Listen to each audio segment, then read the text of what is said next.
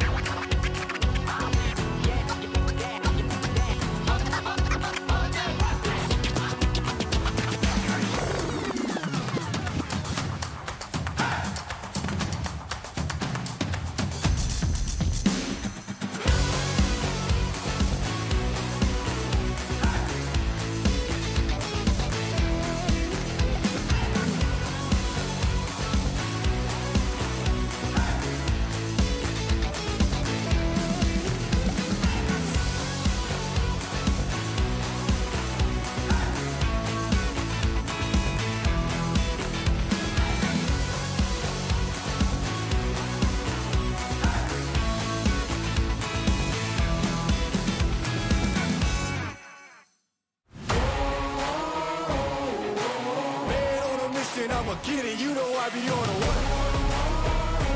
Yeah. You know I be on the way. Man on a mission, I'ma get it, you know I be on the way. Yeah, it's all hard, ain't no fear here. You ain't giving this at all, you steer clear. Never beat, I've been down and I reappear. You got some money on the line, you better put it here. Rolling in and doing that work. Check priorities, I'm doing that first. Checks big and I'm sure that hurts, but it's checkmate, we ain't selling short, no to work.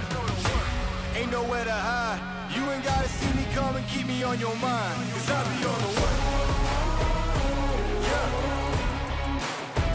You know I be on the way. Man on a mission, I'ma get it, you know I be on the way. Yeah, man we coming for them bags that they said I couldn't have, get the team. I got a vision for the things you ain't believe. And here's the motto, hard work, this over everything. It's that comeback. I'm calling plays, hit the pass, then the run back. Yeah, I'm far ahead and gotta run laps. But we ain't letting up, we never done that. Ain't nowhere to hide, you ain't gotta see me come and keep me on your mind, cause I be on the way. Yeah. You know I be on the way. Man on a mission, I'ma get it, you know I be on the way. Yeah, I'm on the way. On the way. Yeah, on the way. I'm on the way. I'm on the way.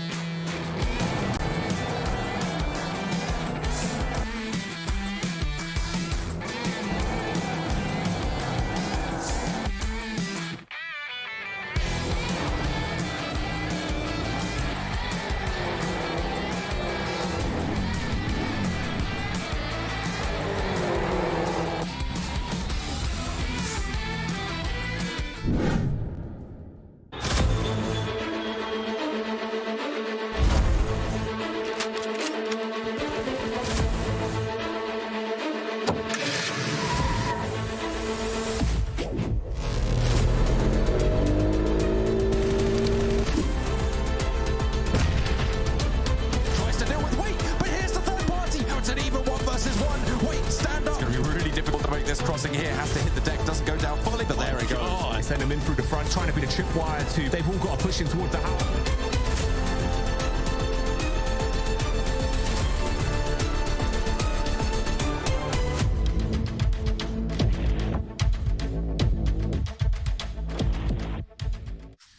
A new phase and a new opportunity for all of these teams to fight back against the tyranny of MADBULLS, Titans, Gladiators, all of those excellent teams at the top here. But we did yesterday have some contenders rise through the ranks. Welcome, ladies and gentlemen. It's day number 2 here of Phase 3 as I've got Maxman alongside me, my partner in crime, to figure everything out. What do you think, Max? Oh yeah, feeling fantastic. Yeah, there's a phase of comebacks here happening, Kalaris. It's a good time. But yeah, as you said, there were so many teams that were starting to initiate some comebacks. But we still have some teams at the top that have remained, they're gotta say, pretty consistent. You got some contenders, MADBULLS, Titans, Gladiators. I heard they're pretty good. No, so yeah, they're decent start to the phase. Yeah. They're pretty good. They're pretty good. Let's take a look at the socials. Here for everything that is going down for PMPL EU Fall, we have got yourselves the hashtag PMPL EU. Make sure to use that over at TikTok, over at YouTube, over at Twitch, over on Instagram as well, because bear in mind, we still have Le Competition going on for Maxman over on Instagram. Yeah, and actually the deadline has been pushed back. I'm sorry, guys, it's been pushed back a little bit, but that means you have more time to enter, and we still can have the same amount of skins, so you can choose which of the skins you want. There's only now 2 shark cover covers because I gave it to the other casters. They all wanted it, so I had to give it away. Oh. I know you wanted it, Kalara, so we sent it. No. Wait, what? You've been asking all day. He said, I want that shark cover, Max, so give it. I don't know where this code is. What are you talking about? Anyway, yeah, insider trading going on here at PMPL EU. But anyway, let's talk about everything that's going on here today. We've got 5 maps coming at you alongside a TDM as well, but we'll be starting things off with Sanhok, later on going over to the jungle again.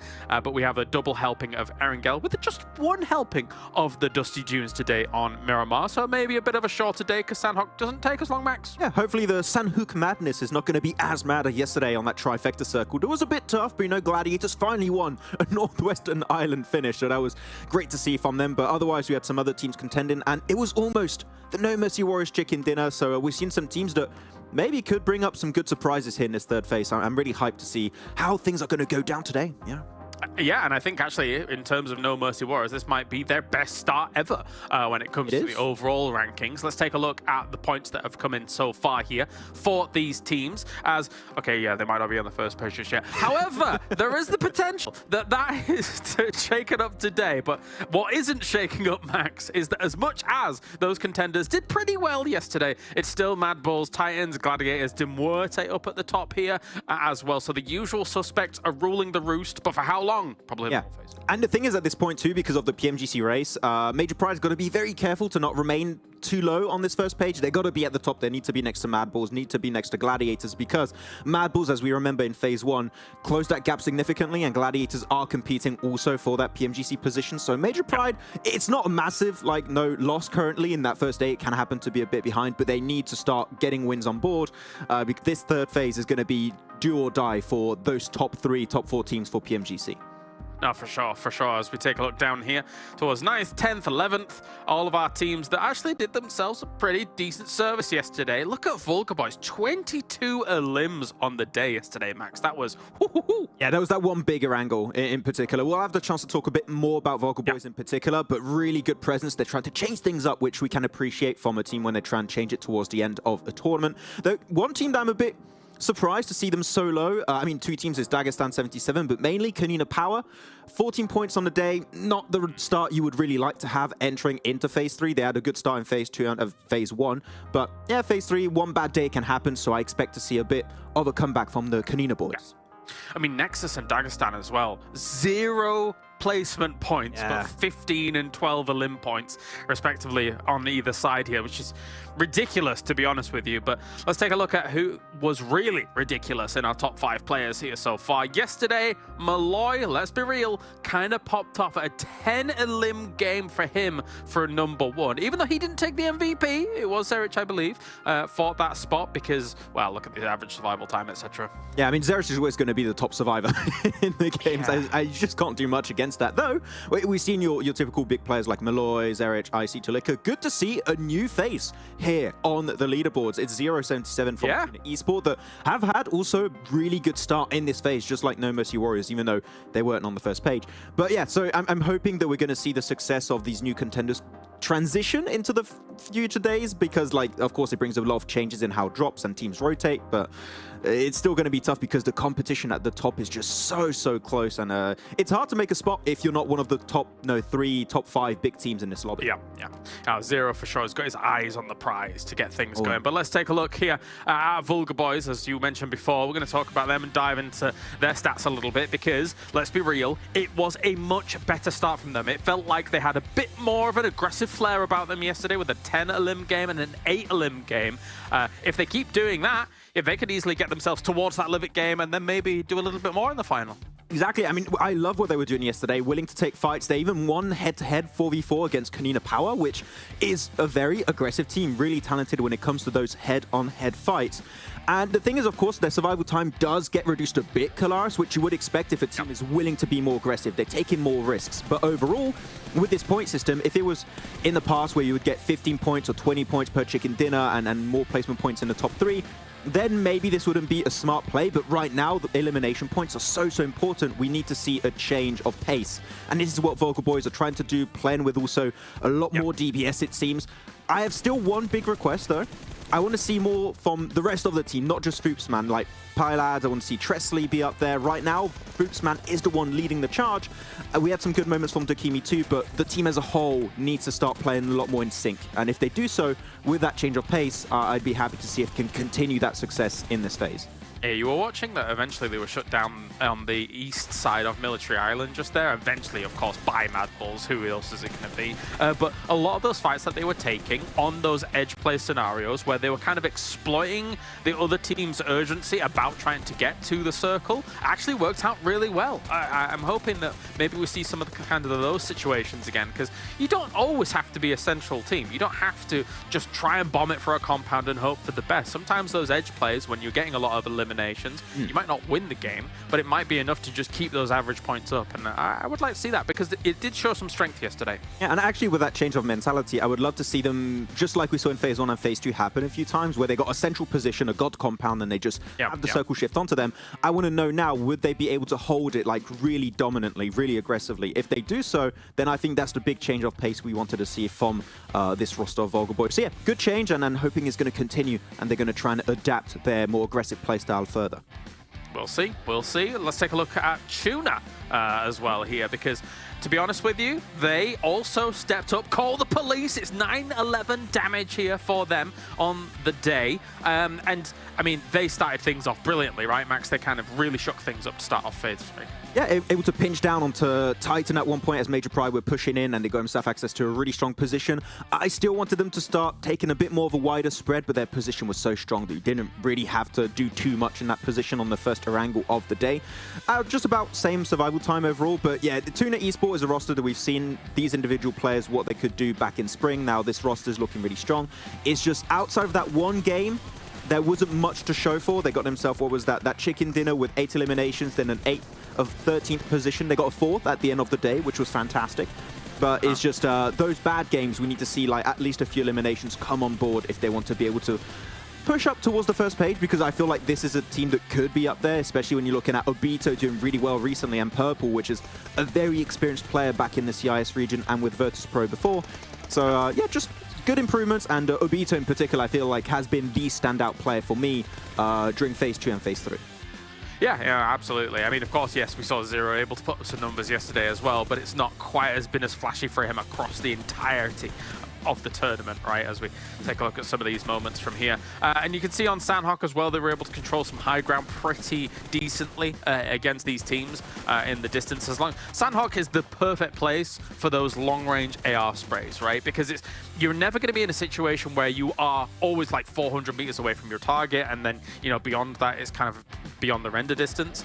You're always in those 150, 200 meter range kind of fights, or even shorter than that, and then from there you're able to really capitalize on those AR sprays, and that's what we saw here from Zero. But let's focus on the Jackie conglomerate, aka VIRTUS.PRO here, because I was about to say they also had a step up, but they've had some moments of brilliance in the previous phases as well. Let's not kind of discredit them on that. But yesterday, getting themselves what I think was 2 back-to-back really good games, even though the last game was the 7th place, they still had 9 elims during it, Max. Exactly. Eliminations are just so important, Kalaris, at this point. Yeah. And when you get almost a 6 average elimination per game, that is a really strong average to have for yourself. And almost 1.3k average damage is such an impressive leap forward in the right direction for VIRTUS.PRO after what they've been able to pull off in Phase 1 and Phase 2. So I feel especially one thing that they're really good at is their map awareness in late game finishes. I'm going to have a cheeky illustration in just a bit to really break down what's been happening with them. But this one game on Erangel in the fields finish near Gadka, really impressive how they were just able to understand the situation so quickly, come up with a game plan, and then execute that game plan, especially this push on Alpha Team that we mentioned multiple times yesterday, Kalaris, was so pivotal for them to have a chance to win, which at the end ended up becoming that chicken dinner for them. This field is deceptive because once that west side hill is pushed out of the circle, there's actually quite a few little dips, and not dips, but kind of changes in the terrain enough for you to then coexist with other teams in this location, right? So they understood their timing when they were able to move into kind of the south and then eventually wrap around on the east side of this circle here once that west side hill had been eliminated from play. So good timing, I think, from VIRTUS.PRO here. Max, has I believe you've got something to show us regarding this. Yeah, exactly. I just want to break down exactly how good their map awareness was at the late game finish.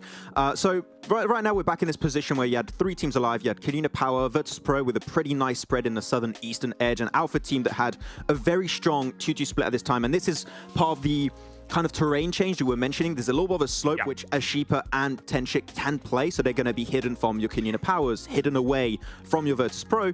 Well, Alpha Team have the 2-2 split at that slope, and also 2 players inside the building. I think we had one of the players playing the rooftop, which is great. In a position like this, having the rooftop angle is so strong to apply pressure, gather information on where the other teams are. So Alpha Team currently in a great position. So looking at VIRTUS.PRO, they're taking a fight versus KONINA Power. They eliminate KONINA Power relatively quickly. And one thing I really enjoyed in this game is you can see how they were aware of Alpha Team's position. They understood because there is a player, Mandarin, playing the rooftop. This is a position that gathers information on pretty much Ashipa's position, Tenshik's position, Reflex. So they know at this point, okay, there's no solo in the grass. This is a fully fledged 4-man team we're playing up against. Let's try and find where the team currently is going to be split, crash as a squad on that split, and because of that, punish them being so widely spread in the late game finish. So going to move a bit forward here. They see Reflect going a little bit to the eastern side. Tenshik also split away, so they see an opportunity to crash onto Ashipa, which Reflect too is does have to get some credit. He understood that, but they crash where it's at the weakest.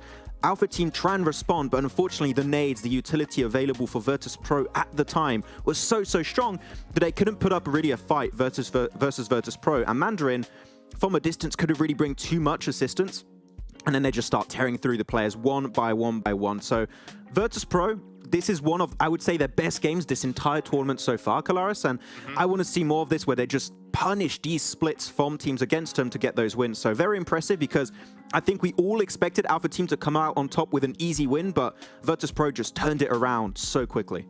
Yeah, it's all good if Mandarin hits his shots from that roof side on the kind of a defensive angle against where they are on that west side, but he doesn't, firstly. And then from crate to crate where that is, again, it's kind of this like little hill, this little bump. So as soon as you see that crash coming along, as you say, Reflector reacted really well, but by the time you are starting to get shots on vehicles coming over that hill, it's kind of too late. You've got to be very accurate and very swift to be able to punish a move like that from VIRTUS.PRO. So really cool to see that kind of play coming out from them on a field like this, where again, generally we say it's featureless, it's terrainless, but it's not actually here with these small dips and dives here that the teams are able to take, Max. Yeah, and that's the mark of a really good team to me, is teams that are able to just know the very small intricacies of terrain like this. You would count as featureless, as you said, and be able to use it. I think we've seen this with MADBULLS many times, where it's just a flat terrain, but they know there's like one little pile of dirt or like one small dip that they can play. I feel like next to the gas station west of Yasnaya Bridge that they were able to play once. So really good understanding of the terrain from both teams, really, Alpha Team and VIRTUS.PRO. But yeah, VP, we always knew this team had potential, so it's good to see that actually rewarded with a win and another good game after that. What was it, 7th place was 9 elims, so good presence from the guys. Yeah, definitely. And we'll see if they can kind of continue that on today. That's not to say, though, the big dogs are invisible here throughout the start of Phase 3. They obviously blasted still. We just kind of wanted to focus on some of these teams that had a little bit more gusto about them coming into the phase compared to previous phases, right, Max? Because it's easy for us to just sit here and be like, MADBULLS are really good, Gladiators are really good. But it was really cool to see TUNA, VULGAR, to a degree, VIRTUS.PRO, even though we've talked about them ad nauseum before, you know, do well here in this first day. Actually, I'm going to go against that now, and I'm going to talk about one of the good teams. That's fine. I still had a point I wanted to make. On Titan in particular, they got 3 podium finishes yesterday, and I feel like one big piece of criticism, Kalaris, we had for them was eliminations. All good. They know how to frag out with this team. Clearly, there's no questions asked about that. It's just their survival time was relatively low. If you take all of their stats of Phase 1, Phase 2 combined, their average survival time was very low. It was about 15 minutes and 29 seconds. Now, entering in Phase 3, their survival time has increased significantly to just over 18 minutes. So, like, they're surviving way long in the games, which means more opportunities to get eliminations, which right now results in them being 2nd place. So, good changes from Titan, and I would like to see a win coming out on board. Maybe today. Sure. I'd like to see it. I think even more could have happened on that Sanhok as well yesterday. I do think that there was a moment where Old Boy, again, you know, when we looked at the highlights, may have disconnected, or I'm not sure how it worked out. But regardless, the position that they had gave them an opportunity to potentially even do more with that. Here's the numbers from yesterday, as Icy, as always. Look at this guy, man. He's just cracked. As always. How is he this good always? Always. Yeah, he's been playing for years before being even able to play competitive in the first place, and he's always been just a goated player in Europe. So, and I feel like it's good that he's been able to play in Africa. It's a cool, different perspective, and playing with Old Boy. You can't ask for like better experience. This guy has just been playing at every level of PUBG Mobile Esport, and when you just have him just giving all of his knowledge over to play like Icy, he becomes so much more dangerous. So I'm telling you, this is just the start of the Icy arc, where I'm hoping to see him go in PMGC, because Icy and PMGC would be a really fun show to see. Yeah, something like... I can't think of any anime references now. I can't be bothered. They would all be wasted, I suppose. It's the post-time skip, yeah. There you go. Yeah, whatever that means. No, you're right. I mean, again, this kid is a prodigy, right? Like, watching him play the way he is playing, and then going and stacking up against the likes of MADBULLS, Major Pride, Gladiators, looking excellent whilst doing it. It's ridiculous. But anyway, it is time here to get into our games. Before we do that, a huge thank you to Monster for joining us here for PMPL EU Fall. They're awesome. He's got the white monster. Oh, yeah. He's all over the place. He's left, he's right. He's doing it all. All right, we've got ourselves our casters. They're there, left and right. They're doing it all as well. It's Jackie and Blank bringing you the games. That was nice. That was a good way to get us ready. Kalaris he's in the mood for it. You can see he's amped up, he's fired up, he's left and right combined. He's omnidirectional, Blank. That's why we need him. But we are here, and hopefully we'll be on the right direction for some good games today. I think we are. Look, with Kalaris all over the place, you know, he's got upwards, he's got downwards covered as well. It's just nowhere he's not looking, nowhere he's not paying attention. And you're going to have to be like that at home as well, guys. You have to pay attention to every little minute detail that's going on. I'm just joking. We're going to cover it all for you anyway. Me and Jackie, we have you here. But we're heading over to Sanhok straight away. First map, nice quick map. We saw our very first Northwest Island finish win for Gladiators in quite some time. Considering it's a case of you get that Northwest Island, realistically you should be getting good placing. Gladiators seem to drop the ball on that quite a few times, so it's nice to see them finally convert on that one. I think it was a bit more of a slower play style. We kind of broke it down a little bit with them playing more on the island itself towards that hillside rather than taking that 2-2 split. So there's definitely adjustments going on for Gladiators at the moment. The kings of the tropical island, potentially. But mate, I tell you what, I always enjoy these days when we get a nice bit of Sanhok to start the day and towards the end to round out the day. I think this is where we get some interesting games. You never quite know where it's going to go when you end up in the jungle. That's what it feels like in recent times. We've had some very interesting stories we've been developing as well, with the Titan and KASIK clash that always, without fail, seems to go on. So we can check in with that as we have both teams in the lobby today. So the groups have worked out for that one as well. Oh, blank. I love the double Sanhok days, mate. These are good fun. Look, man. It's happening already, Blank. Look at Titan. Oh, no. Oh, no. It's the good thing. It's the good thing. Look, me and you, we love the Sanhok days. We're all about it. Already the Nameless, Unicorns love, they're going off. We saw this happen a couple of weeks back, and it was, in fact, TUNA who's able to take them down. Abito is just spraying like a madman with the M249. God, Abito's woken up. This man's in the lobby ready to play some zombies or something. He's just spraying like it's a horde mode, but just rips his way through everyone. Unfortunately, he's still got to recover the situation at hand. And he's basically just one man. Has a bit of backup from Noshi if he can get into an angle to support him. Unicorns of Love have been able to slow down the pace of this one a bit. Rollkiss and Co still alive, cleaning up the knocked players. Bit damage done, sure, but in reality, unless they can flush out the last few players, TUNA, they could be popped into a can quite quickly on this one. Yeah, not ideal, not ideal. No, she's just trying to spray around the corner, stop CJ from hitting that first aid kit at least. He's just stimming up now instead. MacVins with the M249, what matters? Abito comes through the UMP. We'll drop him. Now just one player remained on top side. CJ will be finished off by Noshi, leaving TUNA with 2. But a nice juicy 4 eliminations as well. We also saw this popping off. The old stubborn drop. We got KASIK as well as Titans here. Titans seem to be winning right now. However, we have seen this where Titans will have 4 versus 2.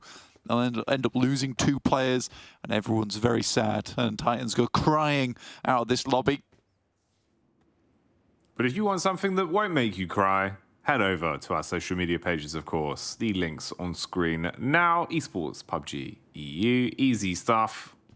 And of course, we'll continue on with what's going on here. Like Blank saying, there's never any winners. It just hurts me. It gives me a weird feeling in my stomach. Oh no, this is how it started as well. So if you missed this bit, obviously when we were checking in on the other fight that was going down with Unicorns of Love and TUNA, it seems like the scrap really did kick off before we even had an opportunity to get into the game basically on this one.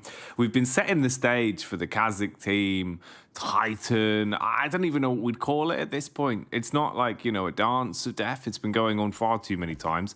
This is, what's it called? A tradition. This would be a tradition now, Blank. You know, this is like their Christmas. They've done this every year for like 5 years. The 2 families of Titan and KASIK team, you know, KASIK they come and team. link up every Christmas. Yeah. They have their nice little traditions. They put their presents out, shoot one another. Oh boy, you hate Trofka though. No, but it's tradition. We've got to go. We've got to get it done. We got to go again. Really? We've gone every drop. Yeah, I know, but we've got to. We've got to do. Brussels sprouts. I hate it. This isn't traditional. Trofka, it's fine. Trofka's mega upset. Yeah, no, he doesn't like Brussels sprouts. There's Trofka. No, it's his least favorite dish that is served at the traditional pie nan drop. You'd expect there to be pies there. No, Brussels. It's just unfortunate. Pie nan. That's like the hidden lore. You can find a small bit of paper on the floor, and if you read it, it says that, you know, they've been fighting for the past 10 years just over the fact that a Trofka stole all the pies. What, the Trofka man? What a guy. Trofka man came down the chimney. He took all the pies. I don't know where we're going with this. It's too elaborate. It's too spicy in the morning. Much. It too is. much. Yeah. We're getting back on board though. VIRTUS.PRO, your boys, also feeling the brunt of the pain at the moment. Effect comes through. This guy's actually been really good. I actually been really liking what Effect's been doing through for Major Pride, because obviously we saw Nomi, original Gumbe. He kind of fell off a little bit. Still doing extremely well, but Effect has certainly brought things back up to speed with the one pump action there over towards Beck. That's got to feel bad. Oh, mate. breaking down the doors as well. He's a nuisance. Carpenter, isn't he? He's a nightmare. Turns up, shoots you in the face, breaks your door, leaves you with a draft rolling in. Can't stop that. You'd have to build a new door. And they've not got enough wood, so what can they do in a situation like this? Well, PRO, he's burning. He's already lit up by the Molotov.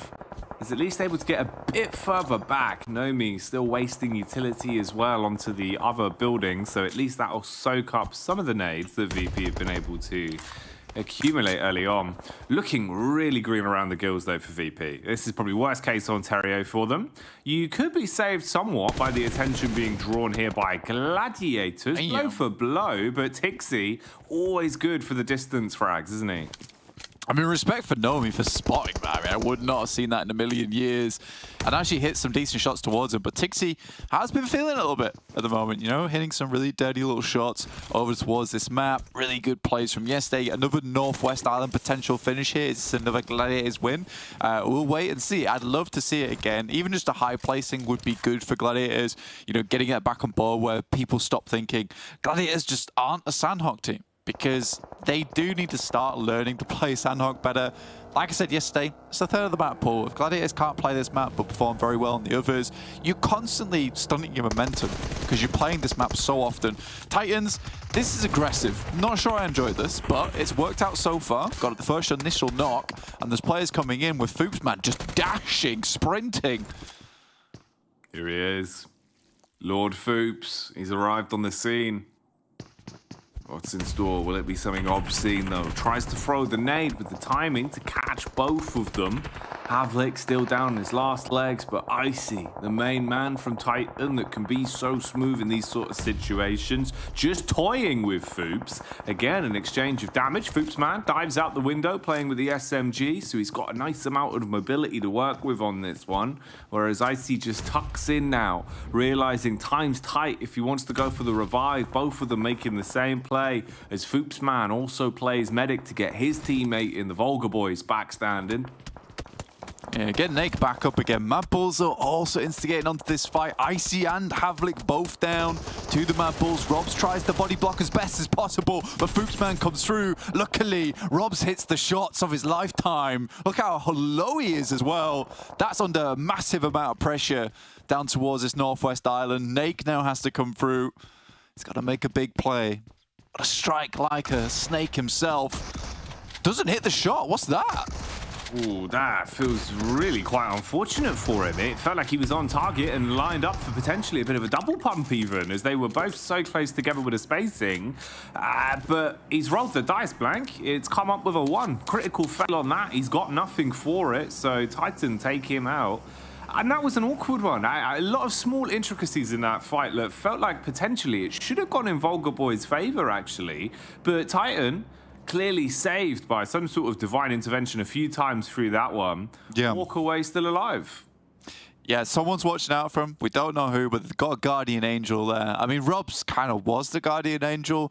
Really nice play from him. The fact that he was able to take down Foops as well on the barest amount of life, it's pretty crazy. I think Meku's pretty upset he wasn't able to get Fleek there. But again, good positioning from Fleek. You play on top of that rock, you can easily just slide back off the side of it, out of range and in cover. So really good stuff there. I mean, if Gladiators have been able to take down at least one player here from MADBULLS, you know, their descent would be a lot easier. Considering now the circle, I don't know if you guys saw it on the screens, but it has centered between the river, right, towards Trifecta. So it's not really determined to be a Northwest Island finish or over towards the eastern side on boot camp, which does make this one of the most awkward circles in the game come stage 2.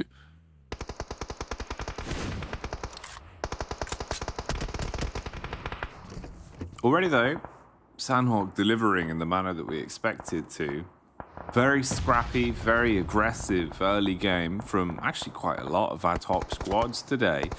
This is one of the fights that could be somewhat defining as well, as you've got Gladiators with already Kitsune taken out of the mix, kind of stuck in the middle of a gulch here, being shot at from either side with MADBULLS looking to try and deal damage. He loves these fights though. It's one of those where he's just sort of danced his way out.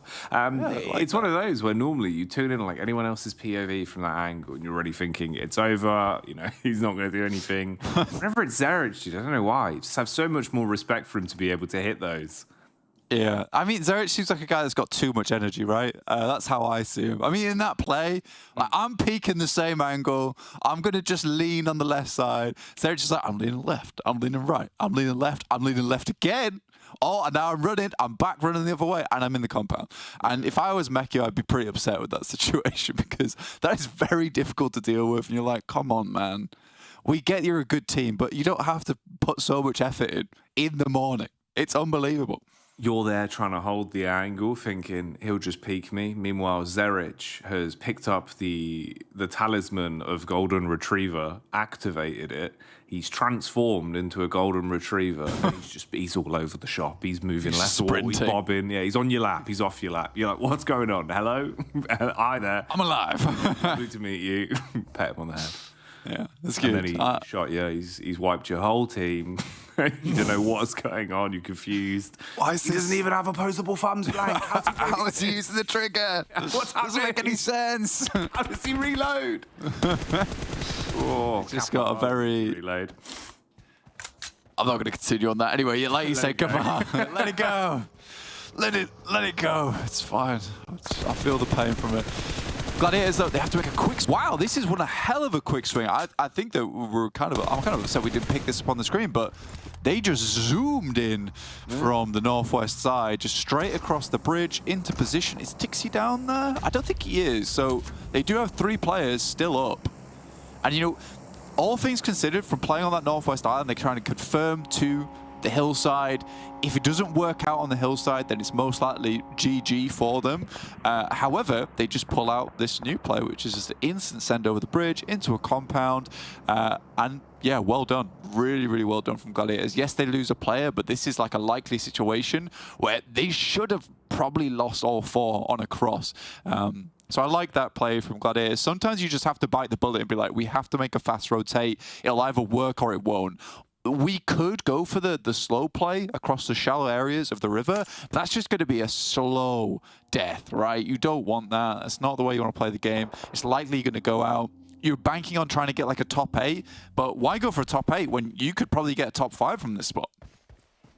I think that's the beauty of what we've seen grow for Gladiators so much over the past few play days specifically as well, right? Is the way now you see them playing consistently not playing not to lose, but playing to win in these sort of situations, right? Yeah. You're putting yourself with your best foot forward. You're taking the risks that you know could pay off in the longevity of these sort of games, rather than thinking more so, oh, you know, what's a smart play not to lose. So definitely looks good. The confidence is better from them. The way that they're being able to poise looks an awful lot better. This fight that's been going in the background hasn't looked too great, though. If you're a fan of the Nameless, it's been very uncomfortable for them for the most part. I mean, Madagod's basically just been eating nades and can sustain this for as long as he can keep topping himself back up. The answer to that question was about now. Gets shot in the side, dropped, taken out by Shifu. So Dagestan able to third party onto that one from quite far back, actually. A nice range shot there from Shifu to knock the man and steal it from under the noses of MADBULLS. MADBULLS that are slowly pushing down and applying pressure. Most of the Nameless quite fragmented now as well. It's only 2 of them remain with I Hate Most and Beast left alive. Yeah, they had struggled from the northeast side getting towards this position. I think they've done okay to get to this point. This is a KONINA power win, if ever I saw one. This team, for some reason, they get the circle, Sanhok, towards stage 4. That's it, GG. They just win the game. I don't know what it is about this team, but they do love their Sanhok, especially when the circle. Some of their rotations aren't great when they don't have the circle at this point. But I think this is a KONINA power win. I'm fairly confident. Hey, they've been looking better and better each day when we see them play. You know, it feels like KONINA Power have really started to ramp up. I was trying to think of what the equivalent of increasing speeds on a horse is. They're not really going up gears. Maybe just putting down more hooves. Their hooves have been coming in at an increased speed, Blank. And that's what's been looking good for them. He shifted into second hoof. This is crazy. See, exactly, that's what I mean. He's got his new horseshoes on, like they're ready. You know, maybe that's what it was. KONINA Power's got new horseshoes, and they're lucky. Yeah, they're rocking the silver horseshoe right now. They're looking good. They're trying to clear out their north side.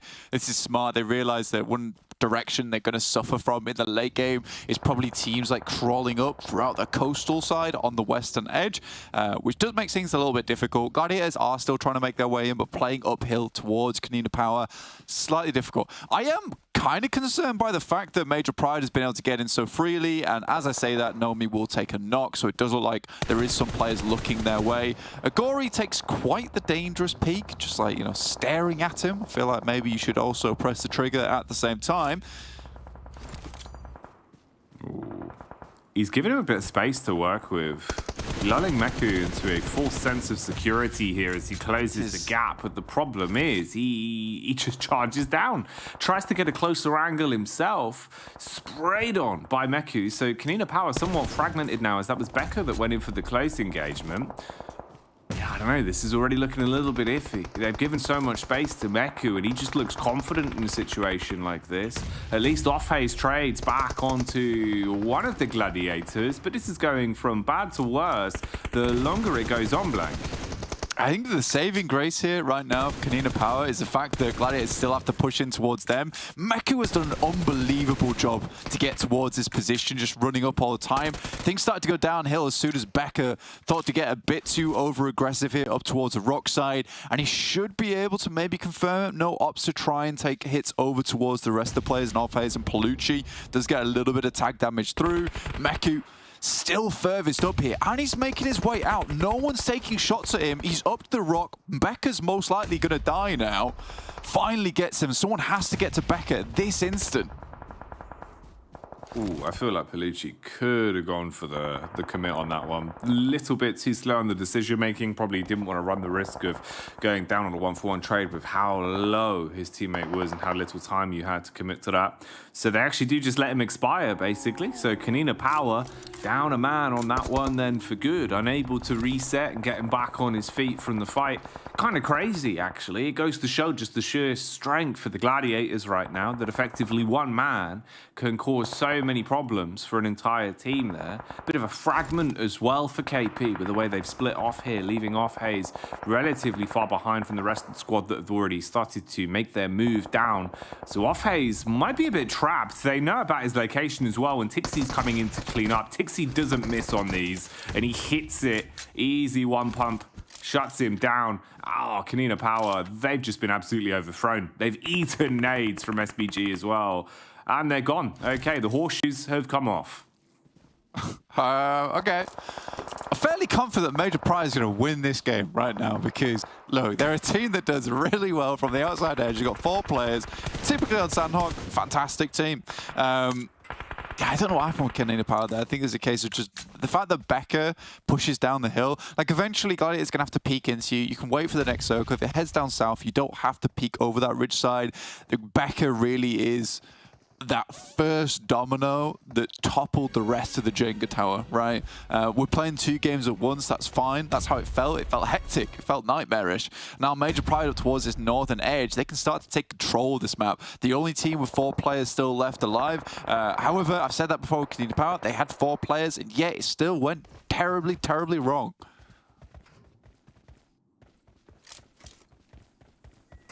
Yeah, I don't really know, to put it bluntly, how to call a lot of these fights right now, where we're starting to see some of our squads that otherwise you would have assumed would have been able to do a little bit more going in this today, feeling a little bit shaky, you know, like almost as if they're not fully zoned in yet. They're not fully in that kind of flow state that you need to get into a groove into here in PUBG Mobile. Nomi, he's deep in the Matrix at the minute. He could see the binary on that one. Tucks in, keeps himself alive, but barely. Effect just wants to close the distance and look to take this assault a bit more aggressively. See if he can shut down Snoweggs. Molotov damage burning brightly in the back, but Effect will be silenced off of the contact there. They are at least able to work together, so Major Pride, they bring the claws out, cut their way through the defense of SBG, and make their lives a bit easier for now. This one's going to keep on giving, though, as Naomi has to peek back towards the Nameless and punishes the beast, slaying him for good.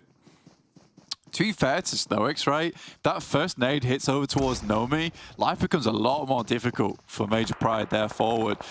MADBULLS, this is the Maxman prediction. I don't know how he's doing it, but he's got some kind of ability just to see slightly into the future. Shifu, though, finds the last player there from the Nameless. Dagestan doing fairly decent. We highlighted them on day one, saying that, you know what, they've been bringing things up to speed. They have played boot camp for quite a while now, but it was a good transition from them. They're finding success off the back of it. Major Pride get the circle. Very difficult to walk up towards this location. Luckily for a lot of teams, you can see here towards the backside of the warehouses, there's this door available to you. Yes, you can jump peek over towards the little slats. You can take some really nasty little nades and bank them off the ceiling and downwards. I don't think Major Pride has too many nades left remaining though, so it might be a possibility for some of these teams to get up. They only have to watch the 2 doors, those are the only 2 entrances and exits from this side of the building, which is useful for Major Pride and useful for the teams that have to assault this spot.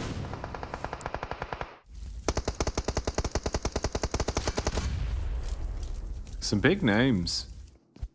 It's interesting what we've been left with here.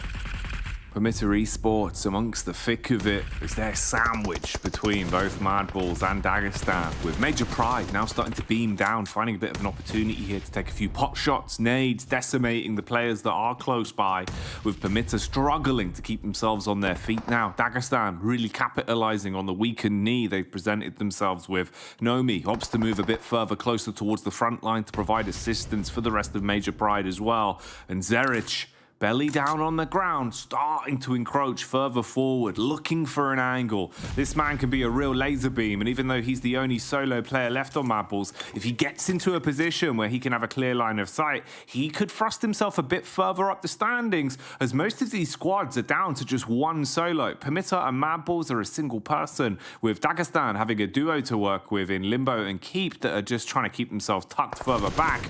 MADBULLS also being beamed upon no blank. This could be the opener.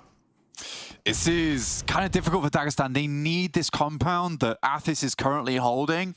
It's going to give them a lot of space to play in, but they've just not been able to take him down. Finally, the Molotov does the trick, but not many smokes to get across. I think Keep just about makes it here. The circle will push in. Major Pride, though, they've managed to get across in the meantime. MADBULLS still in this. Zerich takes some shots, takes down Limbo. Nomi is on scene. Some good shots there as well from Naomi. We'll finish him off. Now it's Keep in a 1v3. Keep. Can he do anything heroic? No, not this time. Finished off in the end there as the chicken dinner is grabbed. It's held onto and taken away. Oh, mate, that's a fairly exciting finish in the end then for him. I mean, you know, Major Pride on that one looking relatively confident. They had a good grasp on it. Didn't look too overzealous. Let a lot of the dominoes just sort of fall into place with the teams that were fighting amongst themselves. Yeah. Smart way to play it out, really. You know, not over-egging the pudding on that one, but still hitting the shots where they needed to. Yeah, I mean, I called it stage 4. The Major Pride was going to win the game. You know, no problem for me. It's called it straight away. Yeah, power didn't exist. It was easy. It was easy for me. Yeah, it's a difficult match. It's a difficult match for a lot of teams. I think that just looking at those endgame circles, Jackie, they were horrific. Really difficult to play around with. It was, yeah, it was. In the end, though, Major Pride securing the first chicken dinner of the day. But let's swiftly make our move back on over to the analyst desk and dissect this one a little bit. Major Pride here, not playing the most conventional location, but are still able to get themselves the victory after being split across the river and utilizing it very, very strongly here. Joining me, Max, to talk about this Sanhok to start things off. Max, did not expect them to be the one victorious in this circle, but the circles played an interesting role in this one. They got themselves 20 points. It was like, oh, it's going to go to Northwest Island, then it goes back towards boot camp and actually just ends on the outside of boot camp itself. So a very unusual shifts on the circle, I think is fair to say. But they're split across the river. I'm a big fan of how they play this one. They keep Naomi towards the cliff of the mainland to the east, and they just keep their options open. You're not really playing trifecta. It's like a poor man's version of trifecta they're playing, so they can easily transition if needed, and then they just start sweeping the warehouses north so efficiently. So, I mean, Major Pride, the moment they're in a compound, they're going to just start blasting against everyone, and then that transition to that little slope north of boot camp to secure the win. There's just a very dominant win coming out from the boys. 700 damage from effect here to start things off. And again, moving through, they're quite fortunate that the warehouses in the north, I think, weren't more occupied. I mean, of course, KONINA Power moved in. We saw SnowX as well from SBG kind of move in as well. But for the most part, none of these were major threats to stop Major Pride in their push through these warehouses. So that was also very important here. I mean, it was Gladiators that really put so much damage into KONINA Power before that even occurred. Yeah, I mean, at one point there was what, like little UMP versus big DBS. Like, you know, you know who's going to be winning that fight at some point. So not much KONINA could do. They left off Hayes a bit behind. So unfortunately, just got blasted by the DBS. But good on Dagestan to be able to survive the madness of boot camp. They had PERMITTA, there was the Nameless at one point too, and they were able to just maneuver their way through all of those fights to be the last survivor of that little boot camp position. But yeah, otherwise Gladiators, that was a big blast north though, Kalaris. They sent it wide because they knew that with Major Pride's position, you're not going to cross the river, so you have to go for the wide cross in the blue. And they got a few eliminations off the back of that, so not too shabby. Yeah, they did. I mean, of course, they got caught in a very precarious spot by KONINA Power and eventually lose out on a few of their members, right, the Gladiators. But beyond that, it's still, they're eventually able to get a few eliminations off the back of those northern fights that do go on. One thing that really became a huge focal point, of course, was boot camp and the compounds east of boot camp here, as we see Zerich once again almost doing 1,000 damage. That's ridiculous here on Sanhok, especially given the position that they were in, because it's not exactly the easiest position to play in a circle like this. Yeah, if you were still wondering why the hell does Zerich always have the highest survival time, is because he just keeps getting away with it. He's just like snaking his way in top 3 randomly, giving me my one prediction point, which thank you very much, Zerich, for allowing me to get that point. But yeah, they win fights that I think they should not be winning in the first place, but it's all down to how good they are at using their utility, especially Molotovs. We keep mentioning it many times, right, Kalaris, that Molotovs are so important to breach those wooden floor buildings, which is where TUNA were in the eastern side. And they just chuck the mollies, they just block out a huge portion of the buildings that they're going to go and breach later on, and then they just get close enough, they just bring out the DBS, it's done from there on out. When the DBS is close enough, you know you're not going to win that fight. It's pretty good gum. It is pretty good here. I mean, there were some moments, as I say, where we were watching some of these close range fights going on where you're waiting for people to run up to you with the DBS and you've got an ump in hand. It's like, okay, the ump's cool, but it's not the DBS. And for all of these teams trying to come out of boot camp towards the end as well, they are fortunate that they had this south circle shift, even though they didn't win the game. Because if it's north circle shift, there's, at least with the south circle shift, there was maybe a 5% chance that they were going to win against Major Pride. If it moves north, 0% chance. It's impossible to get out of there. Yeah, this little dip is just too strong for them. Good for them to get MADBULLS, because if Zerich stays alive, then it becomes a lot harder to play that position, but then they just fully send it in because they got the M4s, they got the DBS. It is Major Pride we're talking about here. And we mentioned on the pre-show, right, that with the race to PMGC, they were falling a little bit behind on day one. It's just one day, so it can happen. But the fact they bring it back with not just a chicken dinner, it's a very dominant one at that, with a decent amount of eliminations. I'm really hyped because normally PMGC race towards the end of the full season, you pretty much know which one team is going to be there. The fact it's a 3-team race is so interesting as a storyline. So hyped to see who's going to make it. Let's take a look at the overalls then and see those numbers that are racking up here from Phase 3 so far, because Major Pride now jumps quite dramatically into that second place with the 20 points they were able to garner. Look at that, the perfect split of limbs and placement, 26-26. That's cool. Yeah. Did we change the big 3 to like the big 4 with Titan? I mean, take Titan? 5 with the MUERTE also. They're up there sometimes. I don't know. It's not just MADBULLS, Major Pride, Gladiators. There are other contenders I want to meet. I want to say. I don't think you can change the big 3 just yet, because this is Titan's first season here, right? If they did this back-to-back seasons compared to the MADBULLS, Major Pride, and Gladiators, I think you could do that. But yeah, fair. We'll keep it for 2024 storylines. Yeah. There you go. Oh, yeah. The fact that Titan is still up there without a single win, it is good, because we talked about the survival time increase. It's pretty damn nice to have. Though TUNA still a little bit unfortunate how they could not defend against their MADBULLS breach. They had so much space to really stop MADBULLS from breaching their position, but it was a little bit tough because, well, it's MADBULLS with Molotovs on Sanhok, so it's tough. Kind of cool.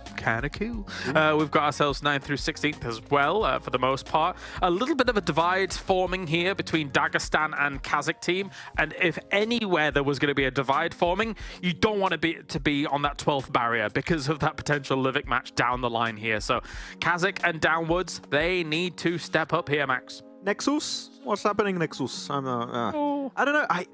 We expected so much more after the championship. I think everyone and the fans especially have been expecting so much more from Nexus, but yeah, they just... I don't know what's been happening. It seems like the switch has been flipped off and nothing's happening for the team anymore. They keep dying relatively early, getting involved in early game fights, and they just don't win them. So yeah, the worst time for it to happen, because this could mean they don't make it in championship. Having results like this is really going to hurt their bonus points and maybe the morale heading in the finals. Yeah, I want to know where their confidence is at, because it feels like it's shattered, right? Which is a little bit disappointing for a team that we've watched so long in the region as a whole. But anyways, MADBULLS, Gladiators, and Major Pride, surprise, surprise, doing well on Erangel so far. We've seen Dagestan and Tyen both have amazing wins. Both 25 LM wins were on Erangel for those two teams here. So definitely challengers to the throne for the big three, Max. I would love to see myself another big dominant Dagestan chicken dinner. We haven't seen it since that 25 elimination win, so we want to see more presence from the guys. But otherwise, these are all top contenders. Do you expect to do well on Erangel? It's their bread and butter at the end of the day, so no big surprise. But yeah, it's interesting to see who's going to get themselves the win, because this time Titan not playing, no VIRTUS.PRO, TUNA, or Unicorns of Love.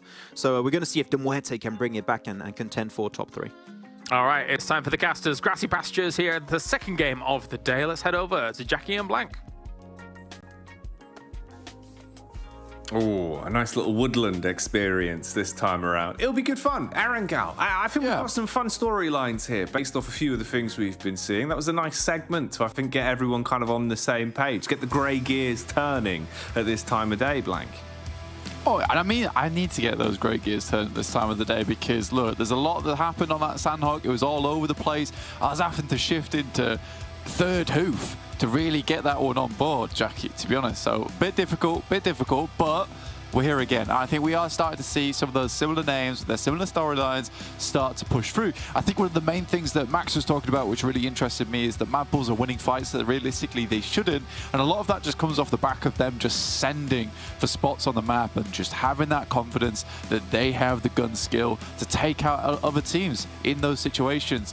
It's a really cool play style. It's one that I am massively enjoying, and let's see what they can get done here on Erangel off the back of it, because I think that MADBULLS, from their week 1, their phase 1 performance, like, this is a team that I think deserves to sort of be in that first place spot all the way towards the end. Major Pride have had some good step-ups. Gladiators have had some good step-ups. But I think for Major Pride, it's a case of more finding themselves. For Gladiators, similar kind of story, is a case of how do we continue playing in this new playstyle? How do we figure it out? I'm sure that when we start seeing them get towards the end of the year, EU champs, PMGC, that's where we'll start to see like a very different type of Gladiators. But right now, this is the perfect environment to start figuring out how you want to play as a team.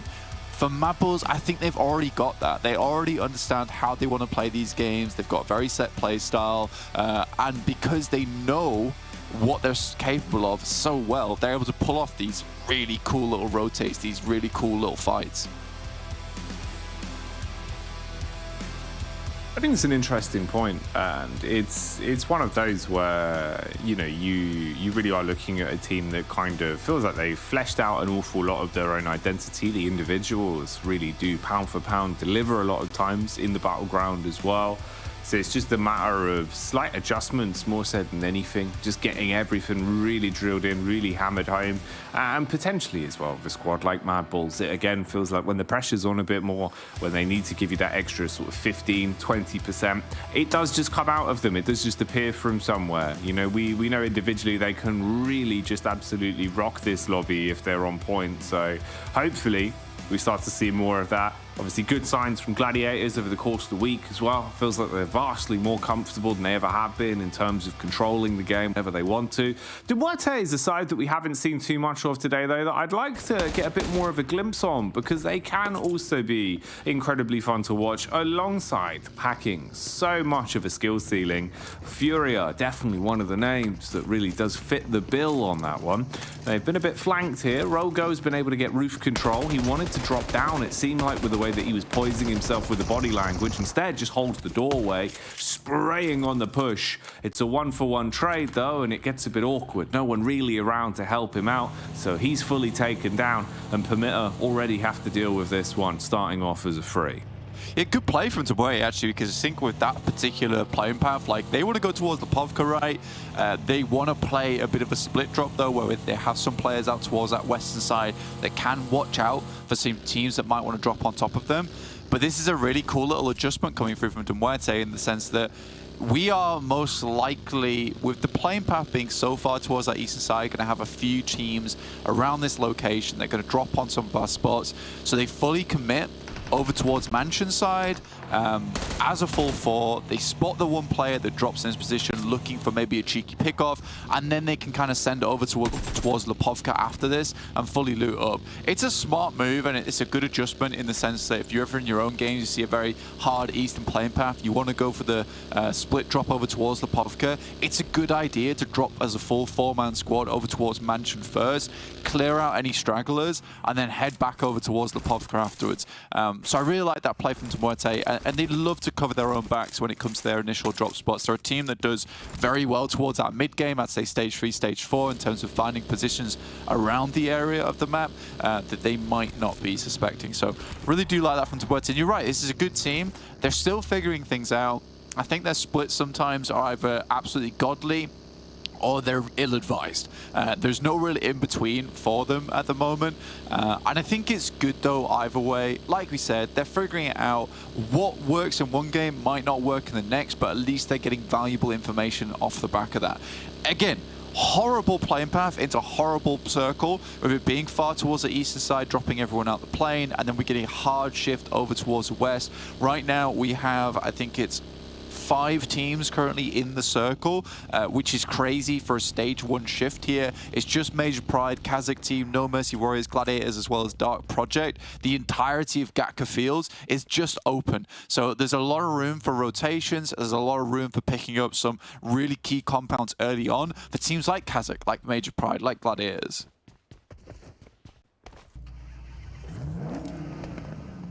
Can they capitalize on it? What will they be able to bubble up for us on this one? Time will tell. For KASIK team, though, it's nice to see that, of course, while we're not on Sanhok, they don't have to scrap instantly from the minute the pistol goes.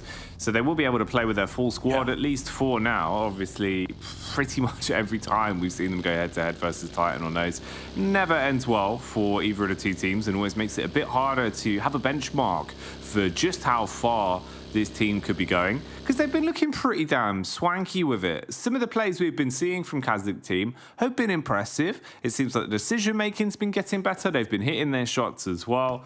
So maybe here on Erangel, they'll have a little bit more to say for themselves. We'll check in with them later, depending on how they develop this one. Dark Project on screens as well. Dark Project, I don't know, it kind of feels like it really has sort of been a bit topsy-turvy every time we see them. Some days they get slightly deeper into the runnings, you know, sometimes you see some nice plays from aces, but I don't know if consistently I'd say there's really been that much that, you know, you're going to be writing home about super ecstatic to be seeing. So Dark Project, I think it's one of those where it's just maybe at some point we'll have something crazy to be said for them.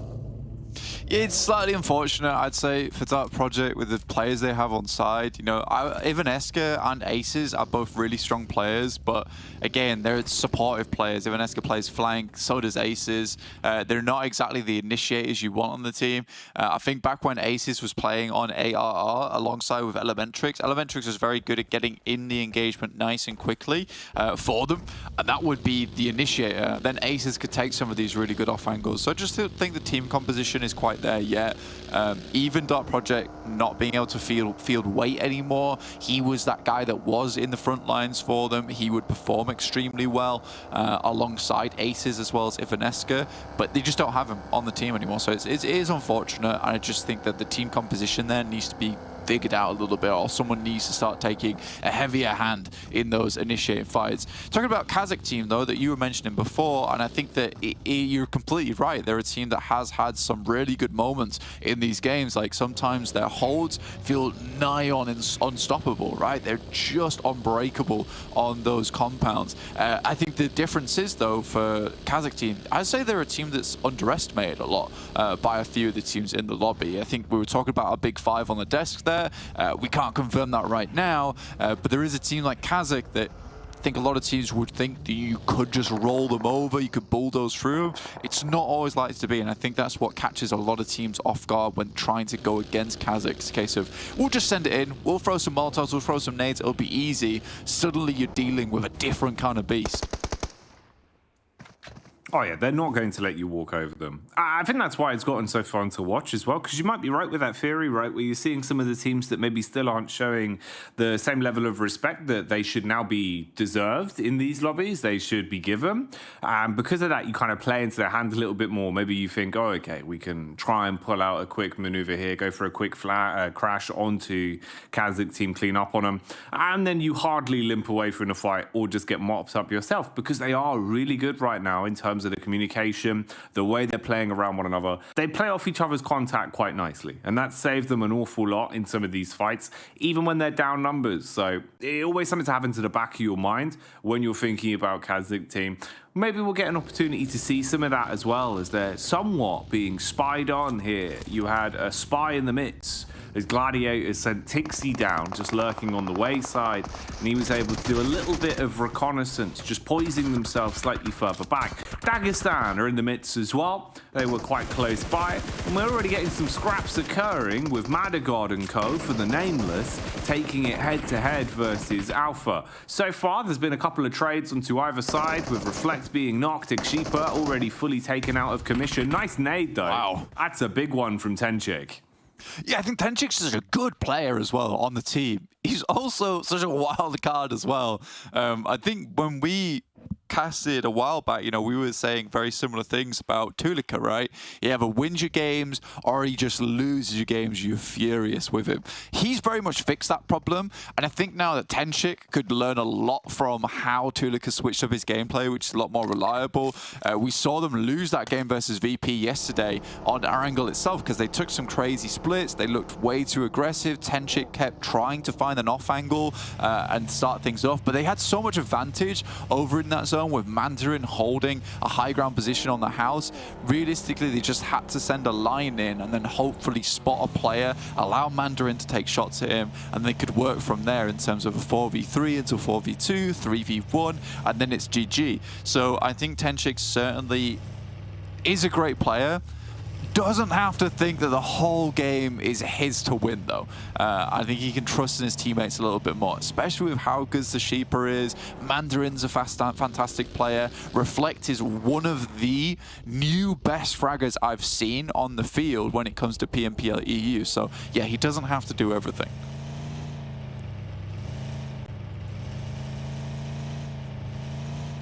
That's what you need as well. Just a few extra players within the roster that can take the baton at times, take the weight off of even the best sort of impact fragger, the best sort of stalwart player you can have that can really hit like a hurricane at times. You still need a bit of a backup plan. You need the rest of the squad to be able to provide some support. Shockwave on screens here as well, off towards the wayside as we started to see a bit of a rotate there from our teams. This is how things are shaping up, though, in terms of the zone right now. Nexus up to their old tricks, but actually inside of the zone already, which is definitely been more of a trend for them. They haven't been playing as slow as we were seeing historically. It's been a bit quicker with the decision making, a bit quicker with the rotations, and they look a bit more confident in the way they're doing it. Previously, you know, it kind of felt like they wanted to be in the blue. They wanted to be out of trouble for as long as physically possible. Now it seems like some of them are willing to take the fights a bit more head on. I like that change. It just depends, you know, when we're going to see them really gaining respect from it and garnering the success that they're looking for. Again, a little replay there of Tenchik. Again, great player. Like I said before, needs to perhaps control himself just a little bit. Reflect sends in over towards this position. No one's there to help him as Dagestan's currently playing in towards the Storm Drain. It's a really good spot to be in. You need to make sure people can't get too close to you, though, because it is very easily nadeable. We're over towards a position on the map where there's a lot of interesting features here. Gladiators gives me a little bit of trauma here because they're over towards this northwest side. We've seen them lose very easy fights from this position, which is actually very strong within this circle. Gives them great sight lines, great defensive capability. So I don't want to see Gladiators just allow this position to go to waste. They were one of the first teams to be able to take one of these priority compounds. They've taken advantage of that now. Just don't let a team get too close and just rinse you.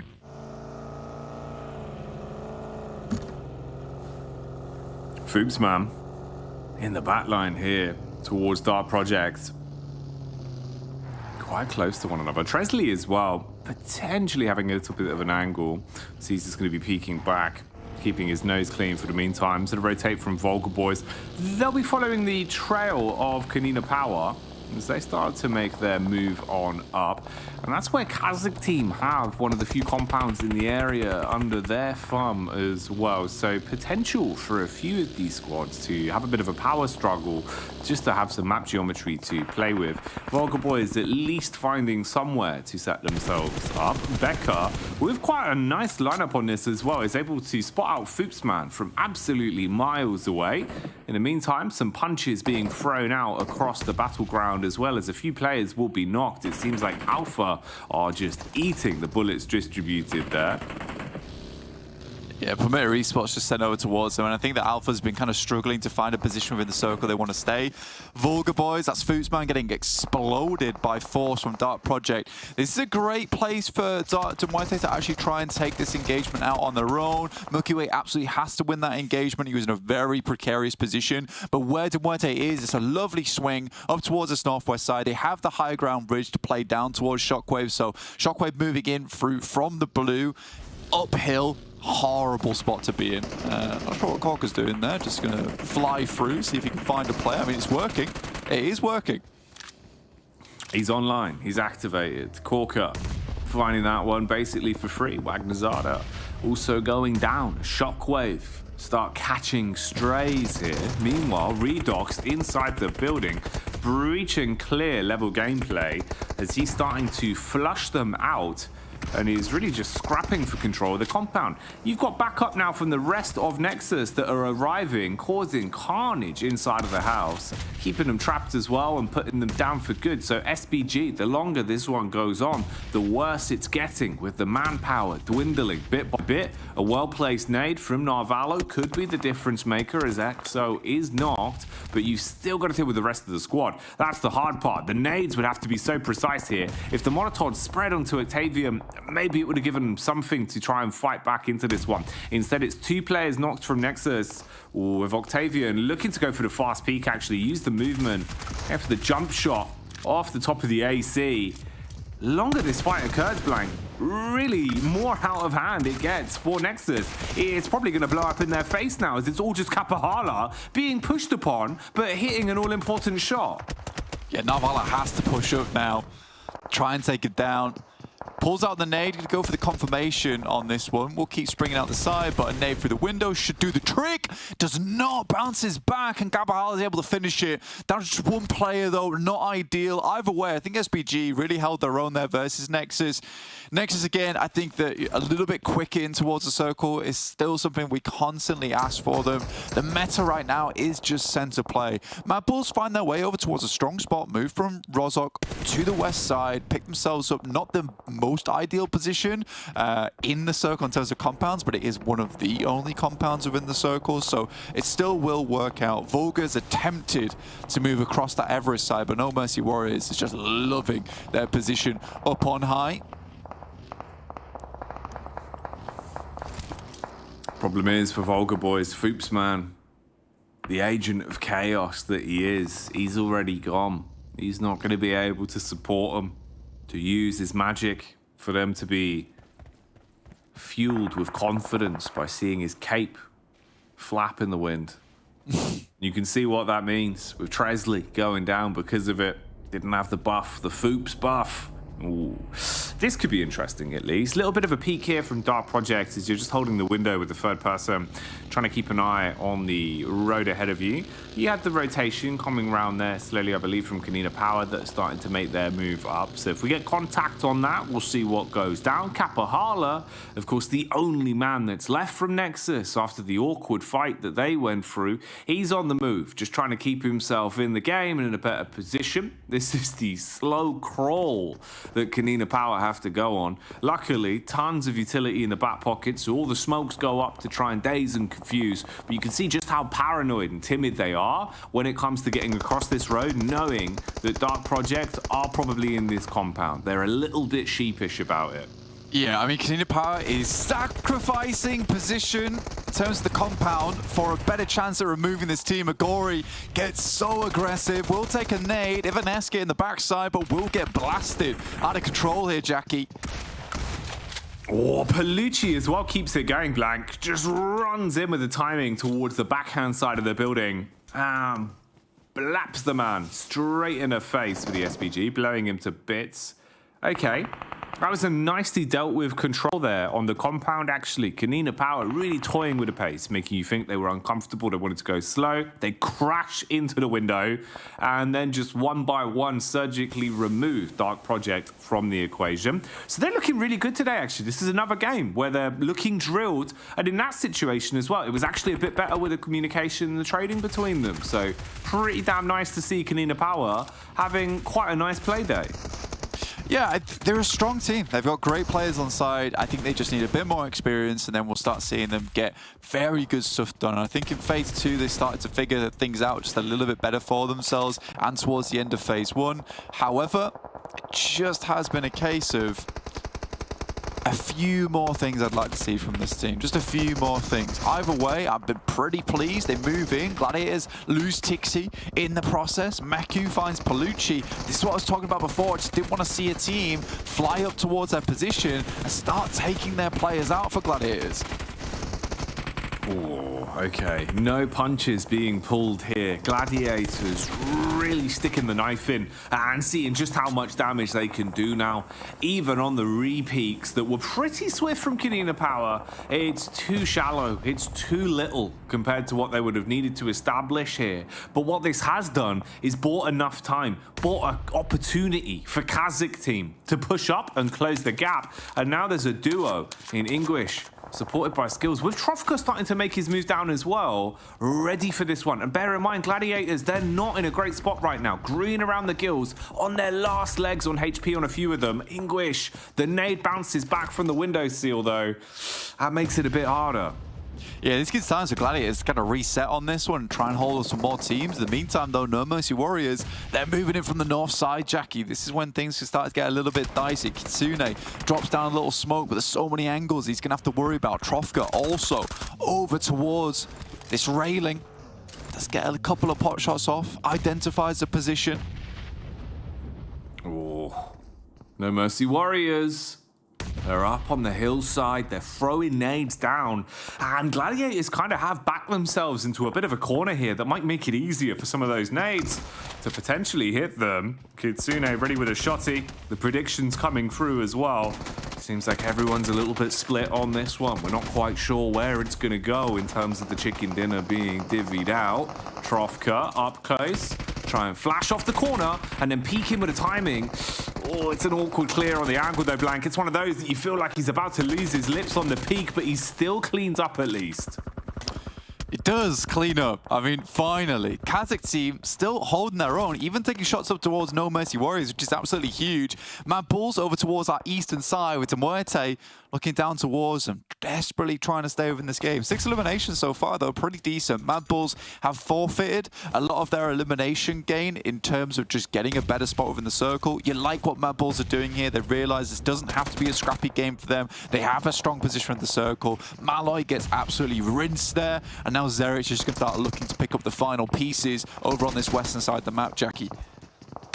Mate, watching Matic right now, there's been so many opportunities actually. How is he not dead? Yeah, that's what I'm saying, right? Like, he actually looks like he could have owned them in a few of those moments where he's got the nade as well on like the timing for the push. That was kind of wild. He's just so annoying to deal with. Even as a solo in that sort of spot, he's still just causing problems. Well placed nade. Could have been the difference of KASIK team even still being standing right now with how closely grouped they were on that push to flush out the one last player. But for what it is, we'll let Sleeping Dogs lie. We'll look at how this shapes up then. KASIK team do survive, barely, continuingly by barely here, but they have lost one player. Unicorn, he's taken out of the equation. They've got a bit of time now. They've been able to get away from the death zone that was that compound as well, so they're not being spammed down from No Mercy Warriors on the hill as much anymore. They need to heal themselves up and then think about the longevity on this one. Quite a few big name squads remaining in the game here as well. Oof, I mean, Skills is there, has kind of owned it in terms of getting in. Vehicle pickup comes through. Oh, he misses it, won't get in the taxi. We'll have to continue on his own. It's been a bit awkward here so far. Shots been coming through as well. Quickly gets the next pickup. Window, the door is open, slides his way in like John Wick. What is that? Oh my, you love to see it. That's a nice throwback. Shout out to the Obs team on that one. That was pretty cool. A nice way to secure a bonneting. I suppose that was more of a booting, really. It was, yeah. The yeah. car doing the damage there. Even the spinning roundhouse buggy kick. I like that. The Chuck Norris of boots. Yeah, the Chuck Norris of buggies. I like that a lot. Major Pride, though, actually surprised to getting far into this game as well. Off the back of their last win, you know, up to a top 5 already. They're looking to garner some points here today on day 2. MADBULLS have a good idea of where they're playing from. 2 eliminations, but I think MADBULLS are currently doing enough right now in the circle. They are hurting these teams. And Keep. Can he maintain control of this position that he's been left in? You can see 2 nades armed and ready here for Major Pride. Keep replies with one of them onto Dino to make sure that he's fully taken out of the equation after securing the opening knock. The reply back is good, at least to buy a bit of time. Ooh, lining it up for Flique though. He's keeping his eye on the feet. Needs to try and find an angle on this one. Taking a few pot shots, little bit of damage. Not really enough for what he wanted on this one. Trying to secure those knocks towards Major Pride, but at least they now know they're being watched as well. So the info game going both ways. Flique looking all over the shop for frags here. Yeah, it's just not really hitting them, but certainly keeping the pressure on right now. This is a position where No Mercy Warriors probably can win this game. I do enjoy what I'm looking at right now from MADBULLS. Pretty much the majority of the team is running a Mini 14, so they understood that this was going to come down to some long-range engagements. Flique just taking the toes off of Major Pride right now. Pretty cruel. Running will not be too much of a capability for Major Pride in the future if this continues, this keeps up. Flique has his eyes on her. I think he thinks he's there, just doesn't want to take the shots. That could have been lovely over towards Effect there. Nasty headshot coming through from Flique. Flique still just toying with this one. Little peeks now and then, scoped in, ready to deal some damage if possible, but this is going to be a decisive play. Here comes the KASIK team Warhead arriving on scene, looking to punish with the weaponry in hand now, funneling everyone into an awkward angle. No Mercy Warriors at least have the break in the lines. Marlow is able to tiptoe his way around them and come back in for the clean-up right hook. That's a nightmare for KASIK. That is, I mean, that looked kind of good. I like the little stun grenade thrown out at the beginning. Some decent shots there with the DBS as well. Major Pride will be taken down. Flique finds Shifu. It was a matter of time before they were going to start popping off here. And with No Mercy Warriors still have to recuperate, they're not going to be able to find themselves too much more off the back of this one whilst MADBULLS continues to control the circle. Everyone is now down on that south side. The entirety of MADBULLS now can start to focus their position over towards No Mercy Warriors.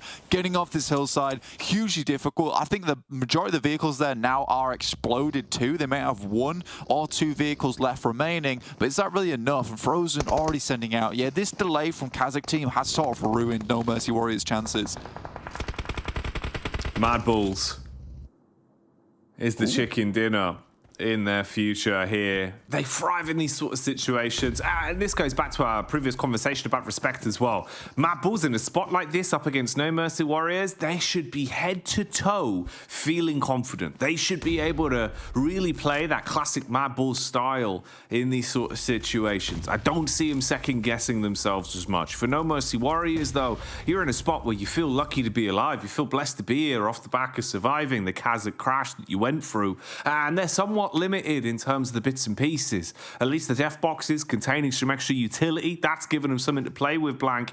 But this is not going to be easy. If they want to win this one, it's got to be so damn clean. You're down a man and you're up against MADBULLS that have been hitting some worldies this game. This nade feels like it's almost on target over towards Frozen God. Luckily, he's able to just back away a bit. If they got one damage marker on towards him, that could have been a different story. Still, nade's been sent over the top, but MADBULLS being extremely careful where they place theirs. They don't have the huge amount of death crates up towards No Mercy Warriors, which is supplying them with all this gear, with all this utility. For MADBULLS, they've been in the same spot for a long, long time, which is why you only start to see those eliminations coming out in the end game there, Jackie, because they don't want to expend too much ammo. But Fleek, once again, this guy's on a roll this game. Fleek, the fastest flicker in the West. He'll take down any criminal, it seems. Right now, though, it would have to be some thievery, something cheeky for No Mercy Warriors, as their chances of getting their hands on the chicken dinner is getting slimmer and slimmer the longer this one goes on. Obley realizing his fate now. It seems like this one is cooked, and it will go the way of MADBULLS, as they've seen red and ran straight towards the finish line. I mean, you love even that play at the end there, kind of the distraction with the buggy, sends over towards the wide side. Wobbly, the only thing you can do is kind of back up to try and eliminate angle. Tulika's already on the left, going to take shots towards them. But yeah, it's one of those situations where you see MADBULLS, they're not in the best spot possible in terms of utility, in terms of loot, so they take it really slow up and towards that end game. So it's nice to see they can play both play styles very easily, where they switch up to the mini 14 side of things, play in towards that end game, understanding they've got a great spot, and then they shift things into a second gear towards that end there. It's really, really good stuff. And it's cool as well. It's nice seeing the DMRs getting a bit more of a spotlight, especially with such good aimers using them, right? We know MADBULLS are really sick at aiming. It goes hand in hand, and it was a great game for them. So our second chicken dinner of the day wrapped up. Still so much more to get through today here at PMPL EU. So join us after the break.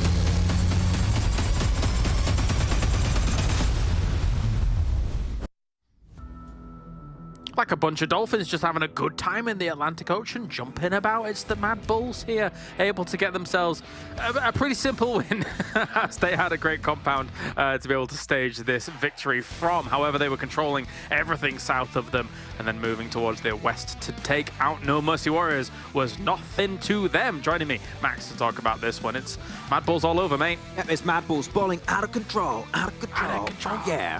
And my prediction is dying early. Just not doing too much. It was a bit tough for them. Though, we had some teams, because we could talk about MADBULLS and how they got themselves a great game. I want to talk about other teams that I was impressed with what they were doing, especially KASIK team's third party, happening versus KONINA Power Gladiators. Except for Ingush not understanding the winning doors were closed and he was trying to chuck that nade. That was a bit unfortunate. But otherwise, good third party from them, trying to clear some space onto the western side. And off the back of that, able to get himself 6 points. But this is one of the best games in a long time from No Mercy Warriors here, Kalaris, and good also presence on Everest from this team. No, absolutely. I was impressed that they were able to move down the way they did. As you say, the third party, if that has to happen. If that does not, and No Mercy Warriors tries to move down from Everest, then Gladiators probably just blast them out of control. It was going to be difficult. With 14 points going their way, though. But No Mercy Warriors looking like a different team here to start off in phase number 3. Dagestan, likewise, 12 points overall go their way and down towards the bottom. Unfortunately, kind of the usual suspects here, Max. Yeah, still not seeing too much from Nexus. They got himself a squad wipe, and outside of that, not too much. No, actually, as we're looking at PERMITTA on the bottom of the rankings here, PERMITTA split towards Heaven and those kind of spots onto the eastern edge. Yes. Very punishable, and I feel like MUERTE have slowly come to understand that, okay, this is a really weird split to go for. You guys are just solos all over the place. There's one player alone in Heaven. We just push it. Start off the game with a little bit of extra loot and 1 free point. Like, hell yeah, count me in. And MUERTE, I think, are going to try and repeat that until PERMITTA try and fix it, but they might not, so easy point for them. Perhaps exacerbated a little bit by the playing path and the circle and trying to get to exactly where you want to drop and loot and things like that. However, you're right. Ultimately, that kind of split, which is, I guess, a salvage split, it's not really a thing. It's difficult. I can understand where Alpha is, kind of across shelter split and things like that, etc. But yeah, for some of these other teams, not so much. MADBULLS, though, 2,400 damage, considering they didn't really have to do a whole lot of flexing in this game. They eventually got this compound. And there is these big dichotomies in these compounds, right, Max? We were talking about whilst the game was going on. Technically, Gladiators compound, good because you can protect vehicles. MADBULLS compound, you can't really protect your vehicles that way.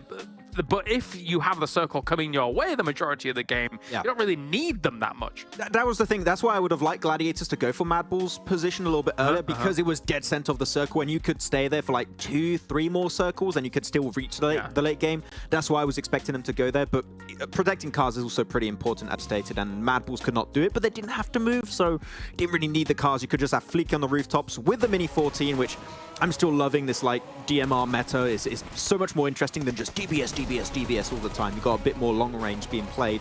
So yeah, they're just blasting out all the teams in the fields, like your KASIK teams, Dagestan's, Major Pride, and then it was just down to No Mercy Warriors. Though, we mentioned third parties. This one in the replays of KASIK team, so important to just carve some space on the western side, but No Mercy Warriors did come in blasting right after. Yeah, unless you dislodge them from a position of power where Gladiators is, then all of the teams on that west side have a very rough time, as you were mentioning there. KASIK had Gatka for the majority of this time, and they realized they had to do something bold, something brash to try and get out of there, because the distance between Gatka and then these two compounds in the north, it's so open, so you've got to be making big plays to try and make that work, in which they did, as No Mercy Warriors eventually had the shack, and eventually were just... They were bled out slowly here. MADBULLS knows that they don't have to assert too much dominance over this position to eventually make sure that No Mercy Warriors has no room to work with. And I really like what Frozen was doing this game. He was clearly trying to enable the team to just be safe to secure this chicken dinner. He just got to that slope just in front of the entirety of No Mercy Warriors, and with the use of utility, just keeping them pinched in that position, just blocked in one small corner, and then the blue zone pushed in. They were just trying to play the against the clock at that time, and they were just able to get it off the back of that. So Frozen, very important to just pinch them against the blue zone and make sure they get a relatively easy win in that position, as they were the only team against them at the end. It's looking like a scary start to the day, because we are seeing those usual suspects get themselves victories. Let's take a look at the overalls then and see what's going on. MADBULLS and Major Pride head to head, neck and neck, but MADBULLS extends a lead with this victory here. 76 points versus the 58 from them, and Gladiators with 48 in third. Yeah, it's going to start to be a pretty big lead. It's going to be happening for MADBULLS, because we saw it happen in the first Sanhok, right? Not Frozen, what I said, Zerich able to just survive in a top 3 finish, here able to get himself the win. You're always seeing their survival time being so high, which is very scary when they were already in the lead when it comes to PMGC points. I mean, it's still not a bad day for Major Pride and Gladiators in Phase 3, but the fact that MADBULLS are significantly ahead, it is a bit scary entering into that, so intrigued to see what's going to be changing up. Though No Mercy Warriors on the first page doesn't happen very often. They're blasting out of control. Yeah, this has to be the highest they've ever been in the leaderboard so far. So awesome to see here from those Mercy Warriors. Hopefully they can continue this on, because again, it's no small feat to be able to come off the backside of Everest and try and make a game of that, to be perfectly frank. So good stuff by them. Here's TUNA and VIRTUS.PRO with the 1 each, and as we move down towards what is the barrier in 13th place, KASIK team with a few points there, trying to even up the scores against 12th place here, Max, which is very important. Still haven't seen KONINA Power rise up, and actually VULGAR boys have fallen off since yesterday, so that's a bit unfortunate. So they are teams that are going back to their old places, which is not the best to see entering in phase 3. That's right, that's right. Well, a huge thank you to Monster for joining us here for PMPL EU Fall, as they keep us fueled and good to go. They're also fueling the 2 military-trained dolphins that we've got casting for you, who are able to intricately displace and dislodge limpet mines. It's Jackie and Blank. That's right. That's 100% correct. You've leaked all of this top sensitive information, though, Kalaris. The government will now pull funding for the Dolphins on land mission. Blank, yes. We've got to find a different job. It's over. Yeah, we do. I'm actually just wearing a skin suit right now. Yeah. It's kind of like a wetsuit, but for dolphin people. Yeah. We put them on and then we stay dry. Yeah. It's kind of the difficulty while we're casting this, is why we get a little bit excited when we're casting tuna. Our dorsal fins just pop out. It's a nightmare. It's a good thing we're not on camera basically for that when that does happen. But yeah, we'll be heading over towards Miramar now. Thanks, Kalaris. I won't be disarming any limpet mines on this. I can't believe it. I know. He's out us. He's thrown our jobs away, and no longer can I be a dolphin in peace. Which it's the only reason there's no red zones on this map. It's because of us. Okay. Why would you do this? All that work we did, deep sea diving, you know, swimming around, nose punting, mines out the way, because we don't have hands. We just had to punt them as hard as we could with our nose. Our nose. Our nose, bro. This. I can't believe this. I can't believe this. It's ridiculous. It's a good one for you, though. Did you know that dolphins tend to go through trends? It's been commonly observed in the scientific maritime community that you could see various packs of dolphins throughout months of the year doing different things collectively. Like they will play volleyball, but with seaweed, they'll pass it to one another, or sometimes even going as far as rocking boats with their noses for fun. That sounds great. There you go, dolphin facts. That's my favourite pastime. Yeah. That was me and you. I'm on the rocking boat trend right now. Whenever Kalaris is in a boat, I'm there underneath, just bopping it with my nose. Have that. Have that. We're going to rock the boat a little bit now as we head over towards Miramar. Immediately, we've already got one player going down right off the bat, though, so it's kind of crazy, actually, what we're seeing. El Pozzo over towards that western side, too. This is where Circle's going to be landing. We've got Dark Project heading over there nice and early to MUERTE. Likely to head down towards Montinuevo, but they did drop out. We've got another player going down, so that's to MUERTE as well as Alpha Team, both losing players right off the bat. Looks like Alpha has dropped directly on top of Titans. That's a bad move. You don't want to drop on Titans. They know what they're doing on a hot drop. Drop on Titans never ends well, mate. For someone, either Titans are getting ruined or you're getting ruined. But 100% of the time, someone will get Titaned. It's not good. It's not what you want to happen to yourself. And Alpha Team has taken a fight with a team that, look, they love it. They love this kind of gameplay. They're all for it at the end of the day, and they're still in this position. So I'd love to see what exactly is happening there right now. See if Alpha Team can actually come back out on top, or maybe get themselves even an elimination, because right now they are just survival mode. Well, here we go. We've conjured it up inside of our crystal ball. The same crystal ball that Max uses for all of his predictions, the cheeky man. Alongside Predictron, of course, the #1 predicting robot. And it's brought us here for the fight that Blank was asking for. Titan taking on Alpha to start this one off. A standoff that probably will result in a fairly exciting shake-up. If you've got time before it does all kick off, though, of course, head over to the socials that flashed up on screen and stay on top of everything PUBG Mobile related. Old boy's already getting a bit antsy. I can see it in his body language, Blank. He wants to scrap. Bored. Need to fight right now. That's what boredom does to you. There you go. That is the classic. That's the curse of old boy. It's the curse of old boy that keeps coming back, and I feel like Titans just cannot get away from it. They need to get a bit of a curse removal action in here. Get someone in there to do a little bit of a ritual over towards Old Boy. Or at least sprinkle some magical instruments around the room to keep him safe. Just fill his house with rainmakers. Yeah, Every time he tries to go for a fight, they start going. He's like, oh, I'm calm. It's raining. That'd be perfect. It is just connected to his phone by a little bit of string. That's what I mean. Anytime he goes to do something aggressive, like the rainmakers start sounding off in the team house, everyone hears it. They're like, oh boy, no! Stop! Either way, unfortunate way to start the fight there for Titans. They really had it down to rights as well. That's mean. Why are we taking out the vehicle? You could use that later on. No, he really hates Herbie, and that car is actually Herbie. Okay. He's not a fan. Yeah, not a fan. Look, see? Winnie versus Herbie. I like it. I mean, that doesn't deserve it. I know, this is awful now. I've given feelings to the vehicle. It hurts. Oh, blank. I can't, this isn't acceptable. This isn't YouTube allowed, surely. Yeah, this is inappropriate. Over towards the western side, though, I mean, this fight is just going to continue. We know how the Titans work. We know how they operate.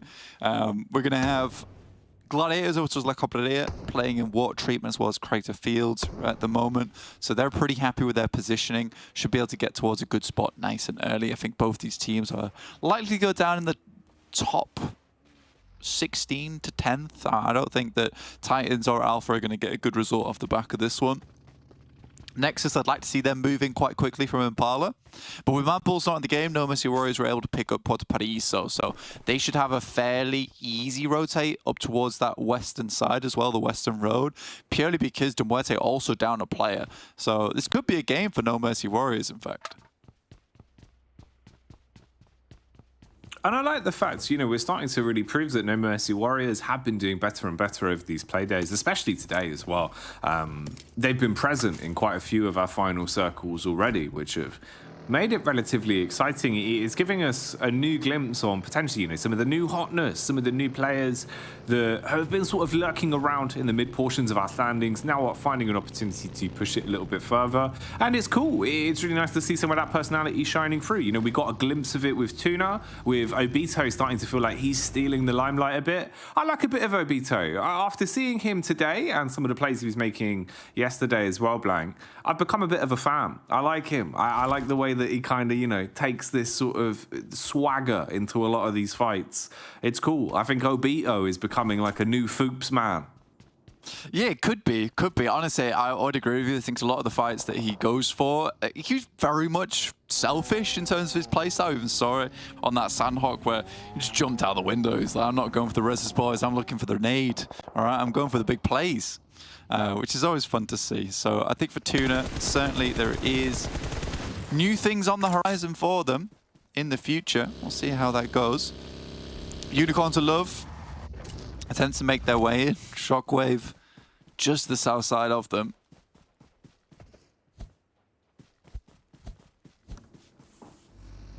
And Shockwave, weirdly, on the other side of the coin, seem to feel like one of the squads that maybe we're not seeing as much of today, and a little bit less as well, even yesterday, compared to the average, potentially.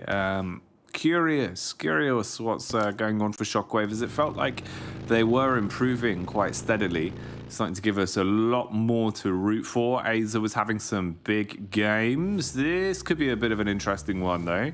Major Pride scouting out early. Effect, as he's just on the move, driving in with a vehicle, looking to try and bait out the shots, maybe lulled into a false sense of security that actually it is clear that the compound's not going to have anyone hiding. But you've got PERMITTA hiding inside the downstairs building. Oh, Rogo up on the roof. Had all the time in the world to be ready for the play.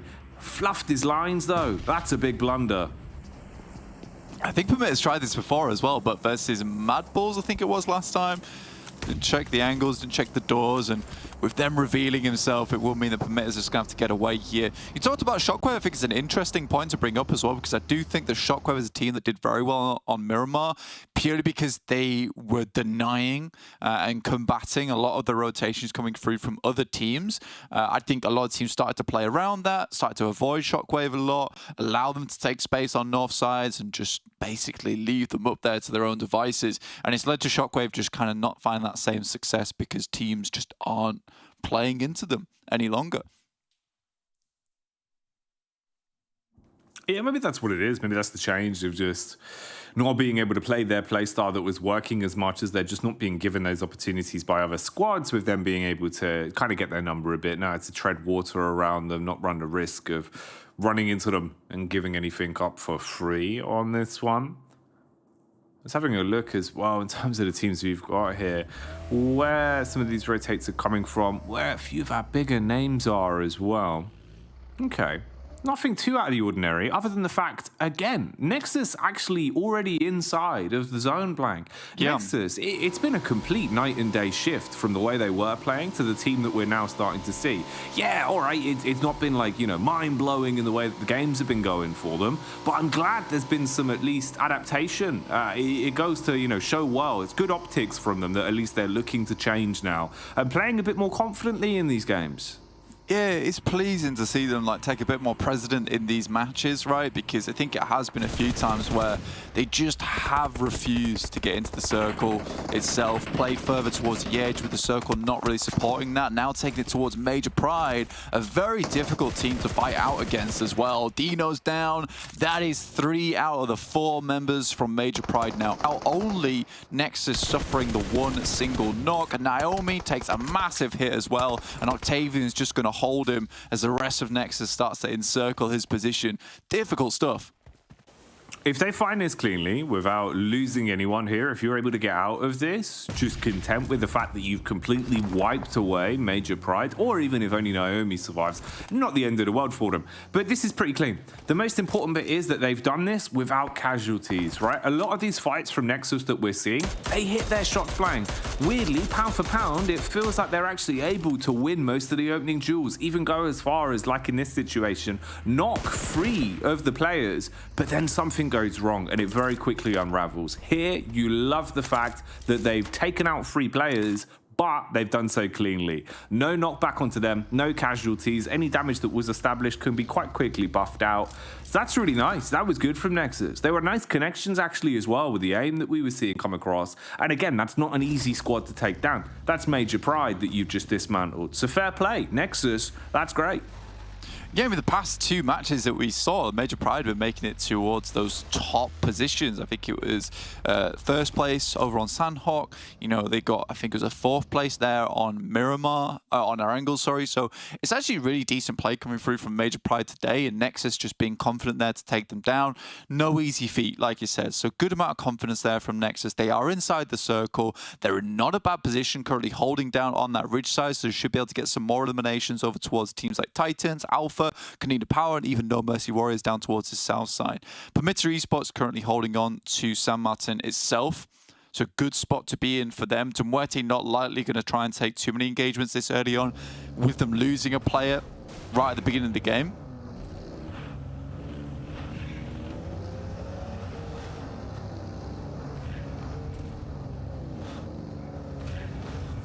Gladiators on the move. And again, I think this is one of the cool things that we're starting to see so consistently now from Gladiators is the pace of these rotates to have the best possible setup that they feel comfortable in terms of playing around a lot of these zones. They're not leaving anything up to chance anymore. Sometimes it felt like Gladiators would play off the back of situations that other teams would force them into. Now they're the ones setting the trend. They're the ones that really are sort of, you know, hard stuck on saying, we're going to make the play that is best for us, and everything else can just sort of fall in around it. You love to see it. Gladiators have already been looking so good. If there's room for improvement on top of that, it will be wonderful to watch just what sort of heights they can get to. Foops man here, kind of having a bit of a solo hero play. He's in the thick of it. He's right up against all of VP basically, and as soon as the squad's able to play off each other's contact, they just rip their way through him. Elementrix gets out with his head down as well, so he'll be able to survive on this one.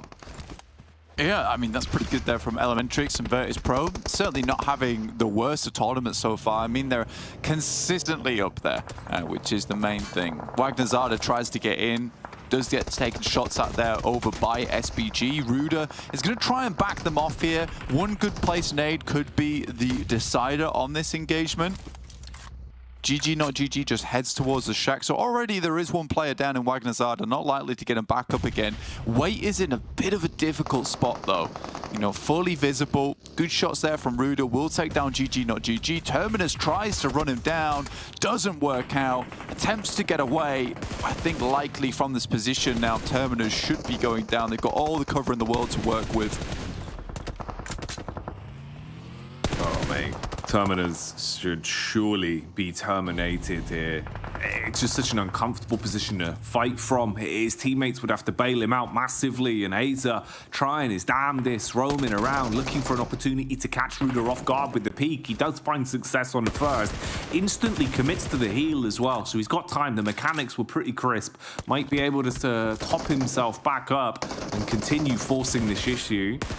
Oh, Terminus still holding on, barely. Fingertip level gameplay here as he's trying to clutch on to this ledge he's slipping from. He's got backup from Aza, but he needs to swoop down. He's got to force back out of position, give him an opportunity to break through this defense and start to move on up. They've got to play off each other here. Aza finally finds Beck. He's just been running rampant over towards his hillside. Finally taken down, but Aza the Laser was an absolute killer during this engagement. Elementrix now last player remaining for VIRTUS.PRO. So unfortunate. SBG with some great high ground coverage towards his position. You got Titans, Gladiators, as well as PERMITTA Esports, all mixed up in the action towards Power Grid.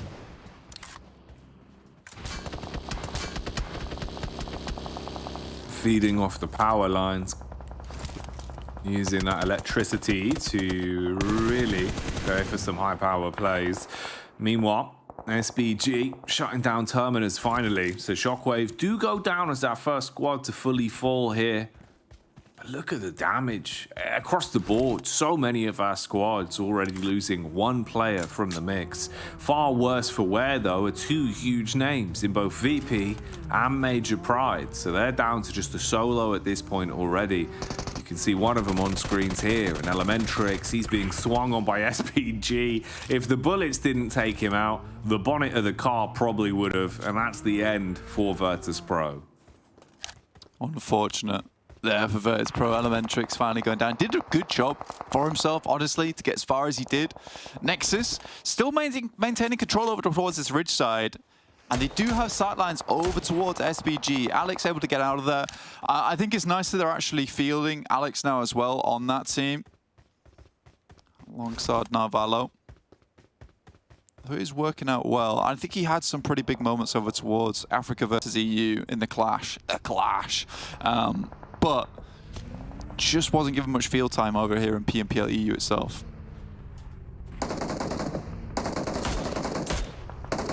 Aces. We've been singing his praises for Dark Project. He's definitely been one of the standout players on the side when he's given an opportunity.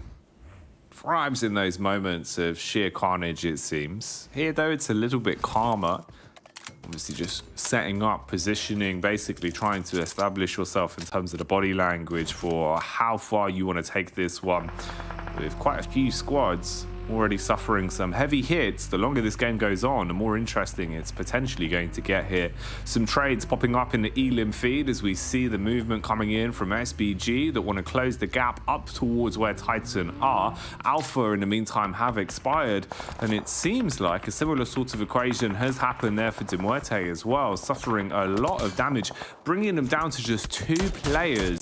So for MUERTE, could be a bit of a nightmare. SBG, though, in living hell right now, as they've run into TUNA. Yeah, they just didn't get a good start off to their game there, did MUERTE. So it's nice to see that they're still trying to hold down as much as possible, but losing a player will definitely bring down their ability to continue through. SPG not actually having a bad game whatsoever. I think extricating themselves from that high ground is really important. Versus NEXUS, who had some good sightlines over towards them. But we are centering up towards power grid. A really, really cool little finish for a lot of these teams. Difficult to do. A lot of sneaky little areas these teams can find themselves in. Nexus up on the ridge. Finding that one at least. I wonder how far Nexus are going to go on this. They're looking pretty good right now, man. I mean, 8 eliminations to their name. Every time we tune into a fight with them, it's looking that 5% quicker, that 5% more precise as well with the way they're playing it. This is nice. I'm feeling maybe there's a chance here for Nexus to do something big on this one. They could do. I think from the southeast side, sorry, it's quite difficult. And I mean, me dropping here a few times, I just know the problems with this spot is it's very open as you try to move towards that northwest, which feels like where we're going. I think Gladiators right now playing just underneath power grid. It's a bit open for them, but I think with Gladiators being so good recently on Miramar, this could be a team that can take this game all the way. The teams around them, it's like Titans, PERMITTA, Major Pride, Solo, including Unicorns of Love. There's a lot of ground that I think Gladiators could feasibly cover in this match. Well, there you go. Gladiators, the believer on the chopping block. Yeah, man, you got to give it to them, Nexus. I can see the way that they're setting themselves up. They're rolling with the punches today. They're looking good. They're looking hot. We'll see if it'll turn into an inferno or if the flames will be snuffed out by the Gladiators. No surprises there, though. I can see why they've won everyone's favor. They are a mean-looking squad right now. Gladiators really have only been going higher and higher like a balloon full of helium. It's never coming down. Kid's upset. What are you meant to do? It's over. But for Gladiators, you're right. They're an absolute menace recently. Changing things up. Coach coming in, telling everyone that, oh yeah, we're just playing at 40% power right now. It's ridiculous. It is wild. But they've been proving it right with the way they've been playing, man. Slowly increasing that power level game by game. TUNA. Unfortunately, the main man, the wonder child in Obito, not going to be able to steal the spotlight and do something dazzling on this one. Leaves it up to the rest of the squad. Zero, though, statistically one of the better players for TUNA, looking to pack a punch as he'll swing off of Purple's contact. And they look good for the shutdown, at least, being able to handedly deal with the squad that was firsting on top of them. Quick move back around, setting their focus to where Noshi's already been hit by the bonnet of SBG. And they start to put some bullets down range. This is not going to get any easier for TUNA. You're in the thick of it right now. You are in the spin cycle. You are in the spin cycle. It's bad times, all right? We've not even put any washing up liquid in there either, so it's not going to be a soft tumble. TUNA looking over towards SBG. Great shots already. Purple doing fairly well for himself. TUNA, though, down to just that solo in purple is a bit awkward. Gladiators find themselves dead center. Titans are close by. A team that could really ruin your whole day here, Jackie. But Nexus, 8 eliminations. With Octavian still holding down towards KONINA Power on the high ground, hoping to hold them out as they try and move in. Man, it could be a Nexus game. They're warm. Yeah, no, that's what I'm saying, right? Like, they're looking good right now. And one of the most important bits is just feed that hot hand. Keep rolling with the punches. Try and keep that level of confidence soaring. And you can see Octavian, he's been taking all of these encounters in his stride again and again and again. For TUNA, though, like you said, it's only one man that remains. Purple, ooh, tried to take the fight. Was ready quick on the draw, at least. Nice opening damage done, but just couldn't sustain it. So finally finished off. The fish has been speared and taken away on that one. Ooh.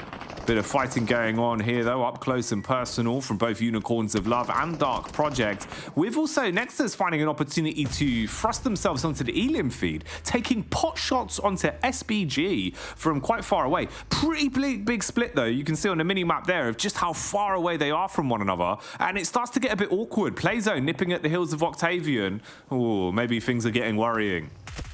I think Octavian, he's kind of gone for the sacrificial lamb play where he holds out KONINA power for as long as possible. Dark Project, though, comes through. Unicorns of Love will be taken out in a blink of an eye. But yeah, KONINA power was going to be a problem later on in terms of their rotation, so Nexus leaves Octavian behind. I do think there's a world where he can get out from that spot. Wasn't necessarily a position or a hill that he had to die on. So for Nexus, they are down to 3, but still in a fairly decent bit of terrain to work out from going forward. Gladiators just have a lot of space around them. This is not exactly easy to work with, but if anyone's can do it, it is Gladiators themselves. All right, this is rough territory to be in for Nexus now. You're fighting Titan. They saw the opportunity to swoop in and hard commit onto Kapahala. So he's eaten some tires. It did not taste nice, and he's gone now for good. EXO, meanwhile, dropping on the deck and ready to try and hold off the incoming assailants, realizing it's not just Titan. You are so close to so many other squads, all of them just on the horizon of taking pot shots at you. So if he hard commits to the peak, you're exposing yourself to those angles further back where Dark Project are as well. So he can't quite do a lot here to hold off Titan Gaming that are right in his face, with Robs and co playing on the angles. Not looking good for Nexus now. It's gone from bad to worse the longer this one goes on. They just throw out an abundance of utility to potentially buy them something to play off. Just near misses though, not quite giving them any blessings. Yeah, they're just trying to cut their way into the circle, right? If they get a little bit of damage, fantastic. They go a bit further, fantastic. Top 8, obviously, not where they want to finish them off. They have already got themselves a fair load of eliminations. I think it's 9 total right now. Robs, though, will step up. Titans potentially get themselves back into a 3-man here. The only 2 4-man squads at the moment being Gladiator as well as Dark Project. Gladiators can now, with this circle, start to clean up, start to broom away these teams towards the south side, KONINA Power and PERMITTA Esports. Okay, Gladiators here in the Gulch. Defensive utility being used here as a tool to shroud this side, block off some of the lines of sight and give an angle to advance further forward for KONINA Power. Teasing it somewhat. They've got the vehicle for the rotation. Park that just ahead of the smoke. Give it some cover to play with. Meanwhile, the swoop down on the last man from Nexus has finally been committed to. So Titan tying up any loose ends, not allowing that one to come back and trip them up later. But KONINA Power unexpectedly split on this one and instead starts to set their focus on some of the fights. I mean, Aphis was right there. It looked like he was directly on top of them. The vehicle went for the rotate back around. You've got the split here from PERMITTA as well. Oh, some of these fights in the next few moments are going to be dicey, Blank. Yeah, fantastic balloon pop over towards Palucci. Very necessary because right now Gladiators desperately need to get rid of KONINA Power because they don't want to be facing off against 2 teams looking their way with them as well as PERMITTA. You question whether Gladiators even know PERMITTA is playing up here because Tixi gets sprayed upon, which gives time for KONINA Power potentially to get back into this one. Matic has his eyes towards Athis, though. He has to move forward. The blue is at his back. He needs to be hitting these shots. Steps up. He has the chance available. Will get it done. He's far away from the rest of his team. Nasty nades from off Hayes. But there it is. Matic really clean with it here. Continues to be the big man on the squad. Yeah, Matic is so damn clean. Just stick with it. Look at him. He's haphazard, but he's always so on point. Just mowing them down. Matic able to reset as well. Wait for the rest of the team. You don't have to force the issue on this one. You've got time. You've got spacing to play with. Sneaks. He's doing exactly that. Just keeping his belly down to the ground, staying out of trouble in terms of the positioning. Now has to move with his own coming in. The second he peaks, evaporates there, as Matic does not miss a shot. Matic is going full pre-Princess Cinderella right now because he's cleaning this entire lobby up. It's sort of insane. It's lovely to see. Titans off in the distance, got further in this game than we ever expected them to. Dark Project also with their full 4. We had questions about them earlier today, asking whether they could get this all done, get it locked down with the current composition they're running with. They've got 5 eliminations. They're not doing too bad, but they've been towards this area for a long, long time. Naomi. He's in the old alley. He's just living this one out. I said that Major Pride wouldn't be making it towards the top 5 position. Mate, I was wrong. It's insanity that Naomi's been able to keep his nose clean and stay alive in a fairly good position to maybe squirrel something away from this game as well. When, you know, you think back to when the whole squad was wiped, that was against Nexus ages ago, absolutely eons ago in terms of this battleground overall. That's wild, you know, great smart heads-up play from him to just think about the long game, think about the potential of getting some extra points, because Major Pride, they're going to be content if they can steal anything extra. It would be a cherry on top of the chicken dinner, but it's been denied. I mean, to be honest with you, Matic this game has been absolutely unreal, right? He has been from a different dimension. The shots he's been hitting feel otherworldly. With that shot from Naomi, usually Naomi's very clean with, right? He's not a bad player. Should have easily been able to take down Matic. He sidesteps, flicks onto him, doesn't let the rest of his team clean it up. He does it for him. So really, really well done to Matic. He's still going strong. He's going to send a nade out, maybe find a good amount of damage. Even Neska takes a headshot instantaneously. Uh-oh. This is starting to seem like Titan have maybe played the long con for just the right amount of time. They're hitting some of their shots and they start to swoop in. Gladiators, though, opted to play further back, creating space and using the range advantage now with just how good they've been at laser beaming with some of these rifles. Matic, oh, he's crumbling. Stepping up close and personal, but unable to deal with Dark Project, so he crumbles. Havlik lights them up on the response and throws us into this, an absolute clash. Titan versus Gladiators now in the last stand down to see who takes the chicken dinner on this one. They're flying in. They see all the knocks in the elimination feed. They get up close and personal. Tixi is down once again. Rob's up front and center with the nade. Could be over here. Meku has to hold on. Matic healing up. MG3 has to go huge with this one.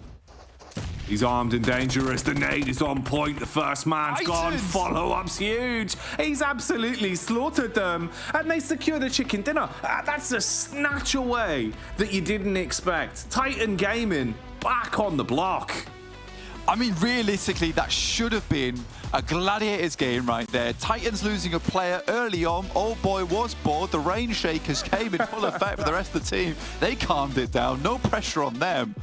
What a fantastic match, Jackie. I really enjoyed that. I thought it was going to be over as soon as we saw the stubborn play towards Alpha Team. You know, I'm blurred out because that game for me was a blur towards that end game. Like, how did Titans win? I don't know. That's insane. Like you said, right? Old boy, literally the first casualty of the game. Normally, that's where things don't recover. But Titan took it all in their stride, played that one perfectly. That's an insane steal on the chicken dinner there. Yeah. Let's get back to the desk and really enjoy this one. This was a power ending. Yeah.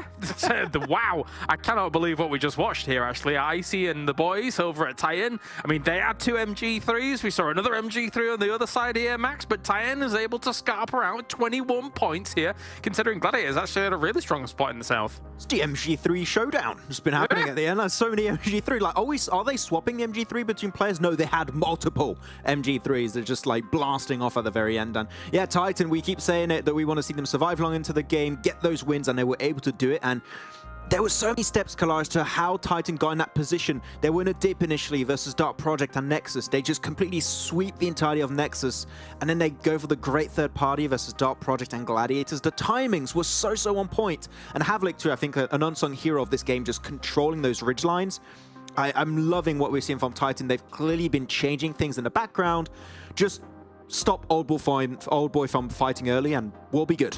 Yeah. I mean, ultimately, given the scenario on this kind of terrain, as we take a look at the numbers across the teams, and by the way, Nexus was blasting down towards the bottom, who defeated Major Pride early on in this game, which was awesome to see, is this terrain, actually, there's so many little dips you can hide in for quite a while on that east side of Power Grid, right? So for Titan to be able to understand that terrain as well as they do and then be able to play it out, I've got to take my hat off to them, Max. I think they played an excellent game here. Yeah, and they even held on to their utility a little bit longer in that game, because even though it's a high ground for Gladiators, you have a little bit of a dip, which makes it very prone to nade damage.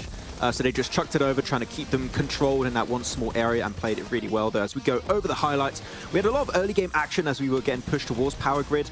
Though I would like to see more action from PERMITTA, and you mentioned it, Kalaris, while we were watching that game. One of the most passive teams. if they were willing to go for a fight, you have the third party, KONINA Power versus Gladiators, and by doing so, you clear all of the West, but Matic, as a solo, clears all of PERMITTA because they're just not willing to take that fight.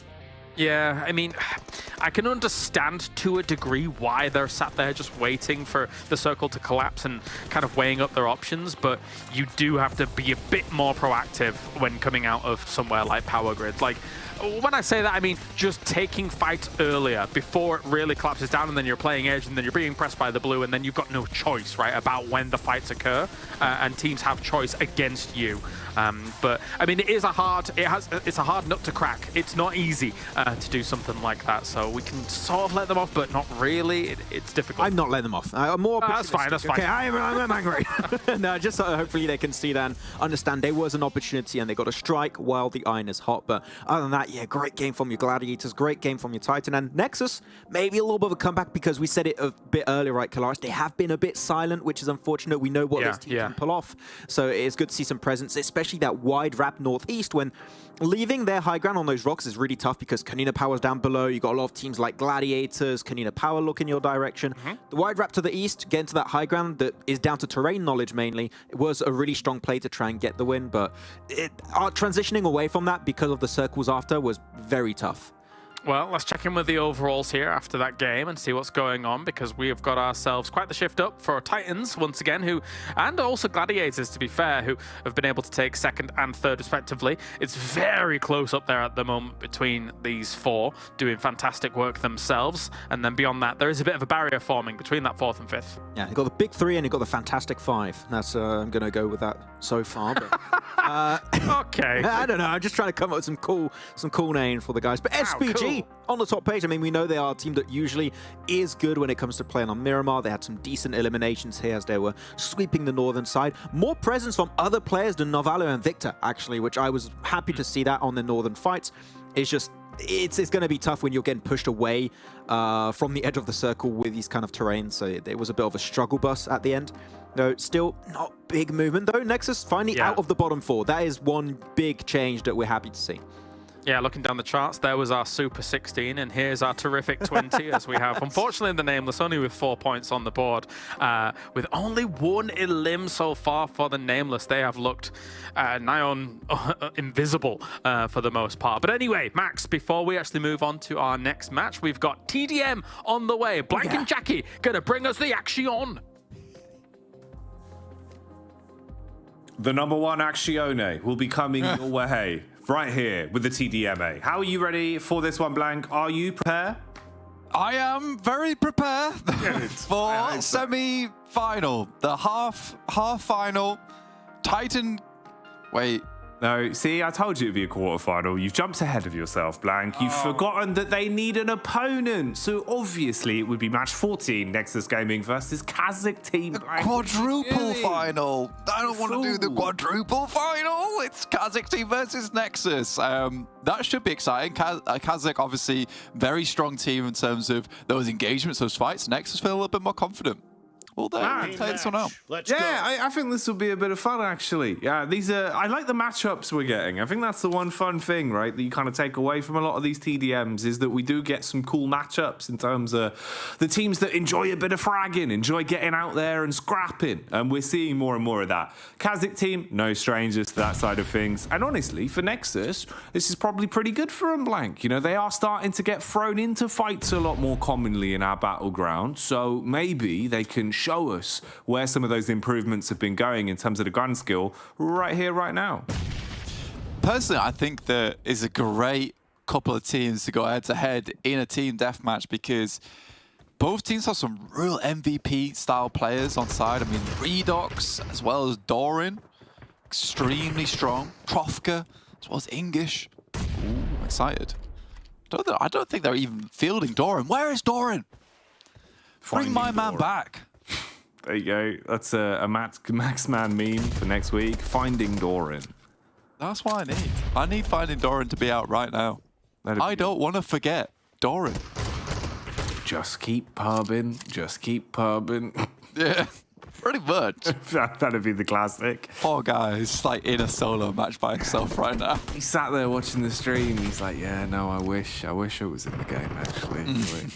They say that I can't play the TDM. I'm not allowed. Nightmare. The band. No, that's your teammate. Ooh. Ooh. Bit of a slower start on this one. Actually, considerably slower start than a lot of the other TDMs we've seen in terms of just duking it out, basically. This was kind of a game of chicken to see which squad would first instigate the pushes. That was Nexus. They went for the mid push. Wow. Didn't work out well. It continued to not work out too well in some of these fights, actually. KASIK team looking pretty damn mean with some of the rifles. They're playing some interesting angles as well, Blank. A lot more defensive. This is a slower, more stable game of TDM than we had for recent games. I mean, yeah, Trofka just rinsed them with the SKS there. Gonna do it again. Not quite finishing it off there, but 7-6. That went from a 4-1 lead for Nexus. Quite quickly back towards the guys on KASIK team. It's been an interesting start. Octavian currently with the 4 eliminations, the highest on side. Nice nade from Trofka. Feels like he's very much carrying the team right now.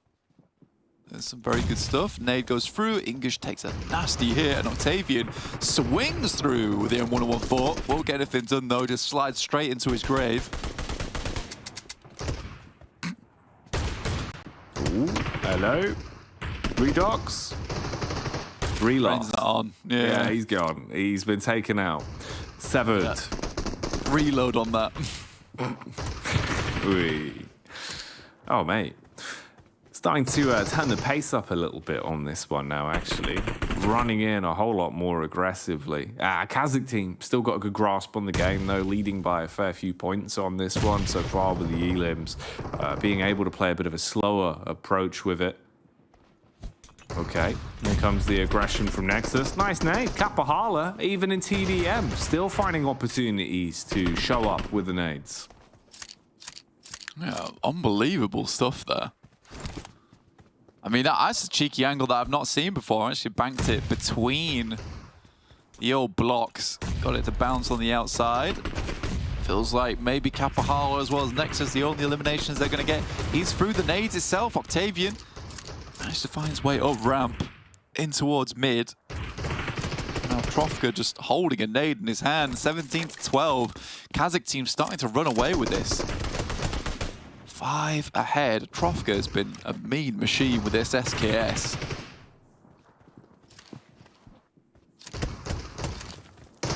Yeah, he's been a bit of a nightmare, mate. Causing problems at every given opportunity with some of the pushes we're seeing go his way. 18-13 at the minute then. A little bit closer on the cards. English sideswipes the first. Not able to double down and get himself 2 picks on that though. Octavian, ooh, kind of being baited in for the fight, but smooth moves. Repeaks it as well. Actually pretty damn clean now. Nexus at least making a bit of a comeback on this one. Spawns have flipped on it. Octavian reads it like a book and goes for the instant flank. That could be so swift.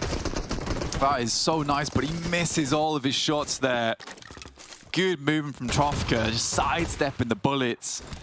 But yeah, he really did read them. Heard the footsteps coming through, instantly switched position. So, I mean, Octavian doing some fantastic stuff for the team. Right now leading with 9 eliminations, make that 10. Redox not found a single one. Like we said, needs a refresh. That's crazy. You would have thought Redox would have been doing so much more. Normally, just stick with it, slick with it, able to punish at every given opportunity. But right here, right now in the TDM, he is just not hitting the money shots consistently. Oof. The nade, though, will be one to remember. Fragmenting the scoreline even further as this keeps on going. 25-24 now, though, as Redox, he's heard everything we've been saying, and he doesn't take too kindly to it. Proves us wrong with the shotgun as he pops off for 2 and keeps the scoreline that bit closer. Dangerously close to our final 10 elims of the game now, though. Yeah, I think he was very much not wanting to end the game with 0 eliminations. Almost tied up now between both teams. Octavian doesn't take too much of a big hit, spots the player with the nade. Good little swing through, but it won't be enough as Trofka once again absolutely going mad. Insane towards this mid side. The nades barraging down from KASIK team. Holding on to that lead by the fingertips.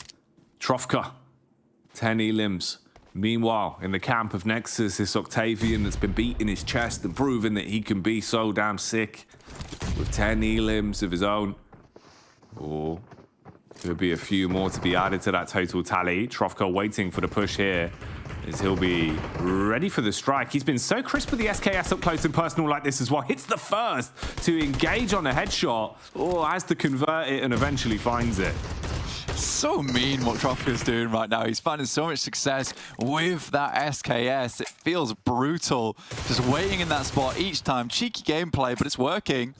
5 eliminations ahead, 7 away from victory. Redox finds another, but a nade will finish him off. So close to the final 5 eliminations for KASIK team. Can Nexus bring this back before then? That's the question. Slide peeks around the corner, only going so far. Unicorn on the hunt here as well. Hot on the heels of Redux. Meanwhile, Kapahala takes the full frontal assault with the shotgun, putting bullets down range. 37 to 31. KASIK team, knowing they're so close to winning this, don't want to drop it, don't want to fumble the bag. 2 more elims left to secure this one. Almost there for KASIK team. Just a little bit more to go before they finish and head over the finals line. Trofka tries to do it in style. Redux will stop him, but it's 1 elimination. It feels like it's all in KASIK's hands now. Ooh, taken down on a fadeaway. Nades pulled out though for Unicorn. That might be the difference maker. They just got to hit their shot to finish it. Final frag comes through. That's English that will secure the last blow and take that one with the victory there in the semi-finals. Well, quarterfinals rather, meaning they will move on to join one of our teams in the semi-finals. Waiting in the wings then as we get ever closer to the grand finals of our TDM. Okay, that's Titan side of the bracket as well, Blank. Oh, I'm excited to see that one. Titan versus KASIK. I mean, we watch that pretty much every Sanhok. We'll watch it again right now as they head into Sanhok for the 2nd time today. But yeah, you can see why both these teams do make it all the way to those semi-finals. Great stuff, realistically, from both the teams. And KASIK did so well there versus Nexus. Redux just couldn't get started in that game. Octavian certainly was not the player I thought would step up in the biggest way there, but I'm glad he is. You know, he's one of the most long-standing members on that team, playing even back from Eastern Stars. So it's really nice to see him up there. No, it's cool to see some of the shifts we're getting. I like that as well. That is cool that it worked out with the bracket having both Titan and KASIK team on the same side. So actually, sad bit is, imagine if that was the grand final. That's going to be one of our semi-finals, meaning only one of those 2 teams can move on. It really is like a, you know, like a metaphor for these Sanhok games, actually. Kind of crazy that that's what we've been given, Blank. It's not going to take you to the finals, this Painan drop. That's for sure. It's going to cut you out, though, from the finals at this point. So I think both teams need to figure something out with this drop, how they want to go about it. But I just don't think they will. I think we could sing to the cows come home, and they will just not ever stop doing this hot drop over towards Painan. And, you know, I think there'll be people in chat, some very smart people, who tell me, Blank, this is not a hot drop. You know, Painan can hold 2 people. The difference is that these guys are dropping on the same side of Painan each time, with the emphasis on fighting. You can see, look right there, prove my point. Both got player dead already.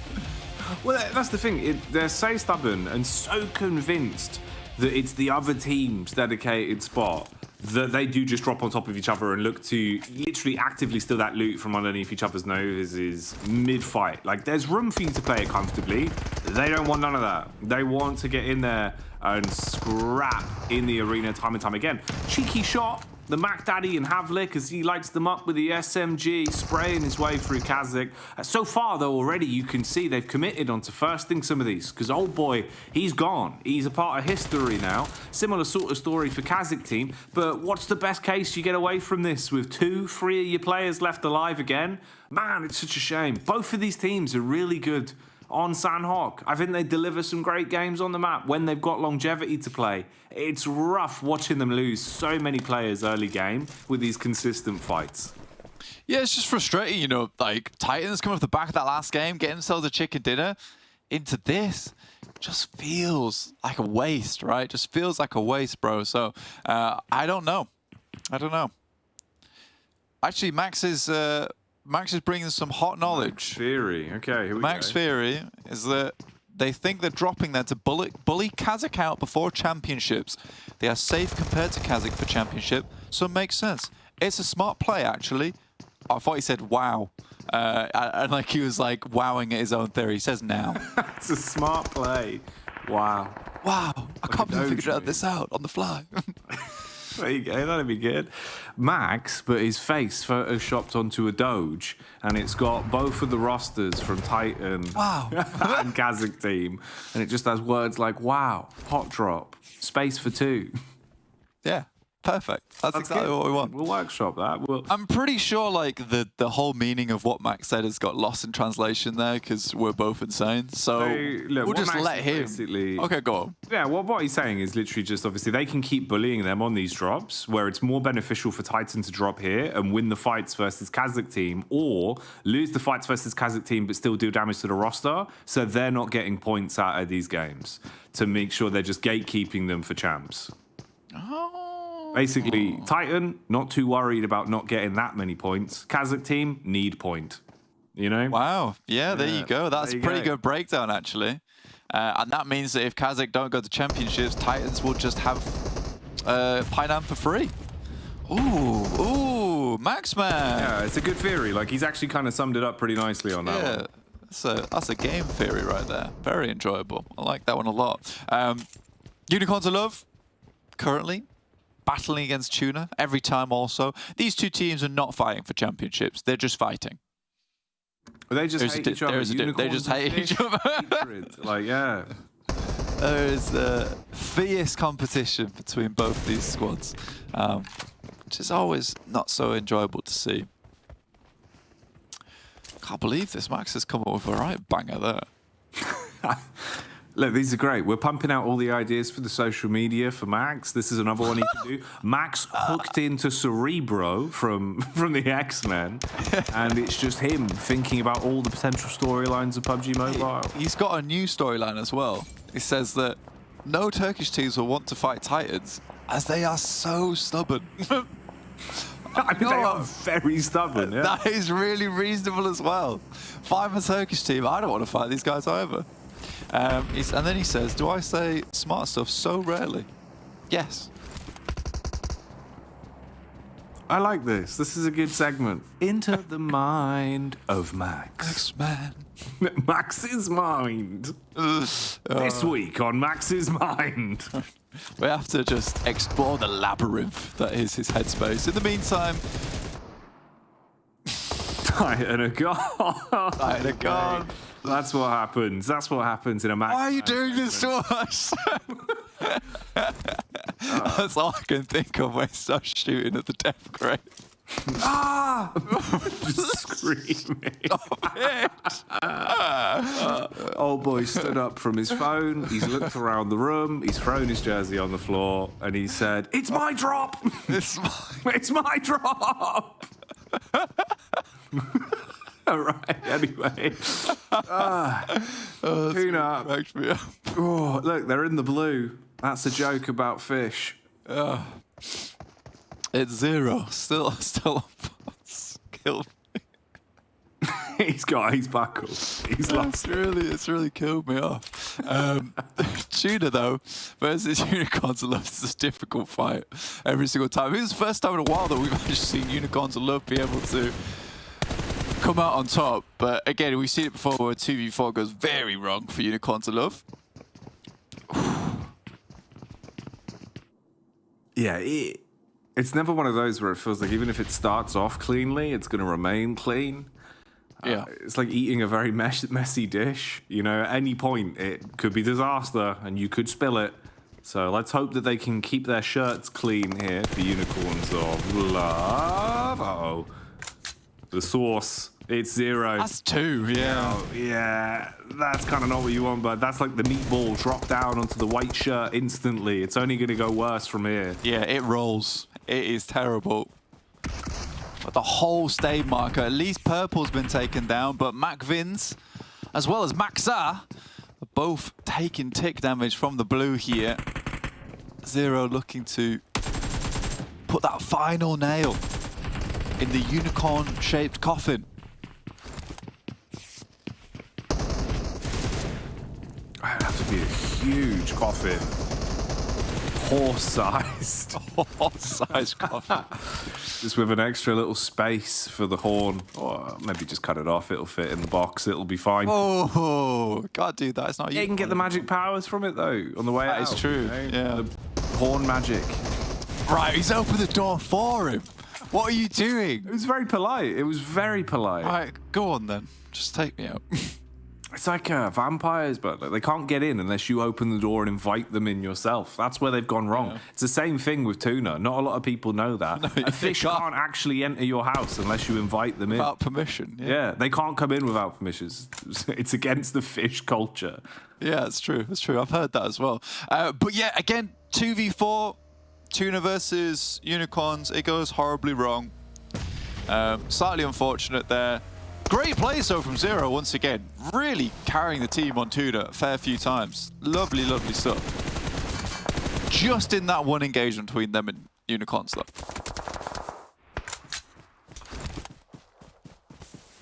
Okay, Nexus on screens here. Recovering from a big bust-up they've had versus the Nameless. Seemed like a few blows side to side here for either of the teams. They can probably clean up on some of these knock players now, though. Meanwhile, we can tune back in, see what went down here with Titan and KASIK team, as this was Titan basically bit by bit just being handled by KASIK team, mate. Just on for good. I'm glad they cut that final bit. Would have killed me off again. The replay team knows what they're doing. Thank you. Anyway, let's have a look at the map. What's going on here on Sanhok? This overall been a fantastic Sanhok. Very enjoyable so far. We don't see this circle very often either, to be honest. This is up towards Paris Resort. We've seen a lot of Northwest, a lot of South Islands. This is the first time we've seen up towards Paris Resort. Very confident that this is a game that KONINA Power can win. Trust me. All right, maybe I will. I'm predicting them right now. Are you writing them down? He's putting them in the document. All right, here we go. Let's see if KONINA Power can do it. I think they can. Honestly, this is what I think that this is probably KONINA Power's best circles. What do you think, Max? Yeah, great circle actually. Really good for them. Thanks, Max. C'est bon, yes. Yeah. Thank you, Max. C'est la vie. Oh, he said yes. He said yes. Oh, there you go. Yeah. He said yes, and then he put croissant, and then a little croissant emoji. Reasonable, I would say. The Max segment's back. The Max segment is back It again. never ends. It never ends. All day, all night. It's the Max segment. I'm going to do some proper analysis now, though, for a little bit, because this Sanhok is sorry, yeah, proper analysis, because this Sanhok has divulged into something absolutely. It's been outrageous. It has been an outrageous interesting. Sanhok. Okay, so I apologise to everyone at home that was looking for some actual analysis. We've had a lot of laughs, we've had a lot of fun, but we need to calm But that's down. over now. We've got to calm down now. Stop it now. We've got it's out. Stop it. You stop laughing right now. It's out of control. It's too much. The reason this is a good drop spot for KONINA Power on this particular circle is the run out down towards the south side is actually quite open, and you can take a lot of shots towards teams that are trying to push their way in through this area. So for Paris Resort and this little rocky outcrop as you come out from the south side, there is a big chance right now for KONINA Power to clear out a lot of teams that are attempting to make their way in. My biggest worry is probably SHOCKWAVE as well as the Nameless and NEXUS. Because SHOCKWAVE is going to come in late. It might surprise KONINA Power. It has in the past. Well, that's probably going to be a bit surprising for Octavian. Oh, that's actually quite a nice cleanup. Nameless had been down in the dumps on this one for a while, waiting for their opportunity to strike. They come in looking to clean up versus NEXUS. They think they've got the drop on them. They think they've got this one in the bag, but there's a hole in the bottom.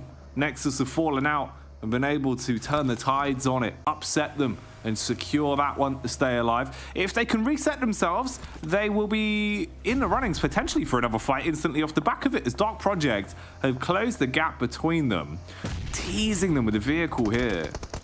Oh, nades get thrown out. Exo's getting lit up. They're driving back in to close the gap. Leaning out the window doesn't work too well, as the DBS will punish onto the first cleanup there from Exo. But he needs backup. The rest of his team so far away as well. You're not really going to be able to help him too much. Octavian cannot afford to miss a shot here. Drops a nade down towards Exo. I wonder if he'll actually dive that nade. I don't know if it was on target. It wasn't. It was behind. And now he's just spraying the tree, not letting him get back in. Evanesca, what are you doing, mate? Just backwards and forwards. You know, Exo sort of saved this game right now for Nexus because the rest of the team had to recuperate and heal. So Nexus just sends Exo up front. Just sits there like a barricade. And Dark Project can't get in. That is very, very unfortunate for Dark Project. But, you know, a huge round of golf claps there for Nexus. What a play.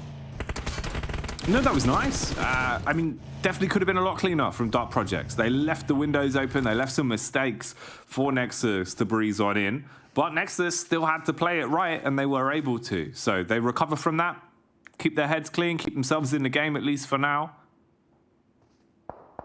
It's just such a change as well for Nexus over this entire day. We've been mentioning it a lot, but really has been a bit of a facelift for them in the way that they're approaching PUBG Mobile in these lobbies over the past couple of days. Looking like a very different team, moment to moment. And at least here, you've been able to keep all 4 players alive as well. So it's still got all the bells and whistles that you could want the longer this one goes on. Zone really favoring MADBULLS here, though.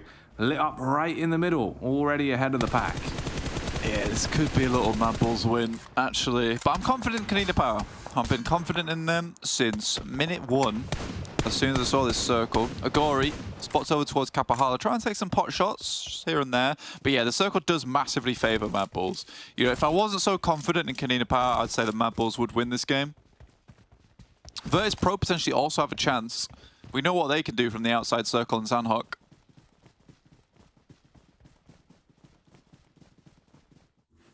Wildcard pick, I reckon MUERTE deals some damage on this one. They're good on Sanhoks, and they've been a little bit more quiet than I'd like them to have been over the course of some of these games. So hopefully this is where they really do start to let the sirens emit some noise. Wait, though.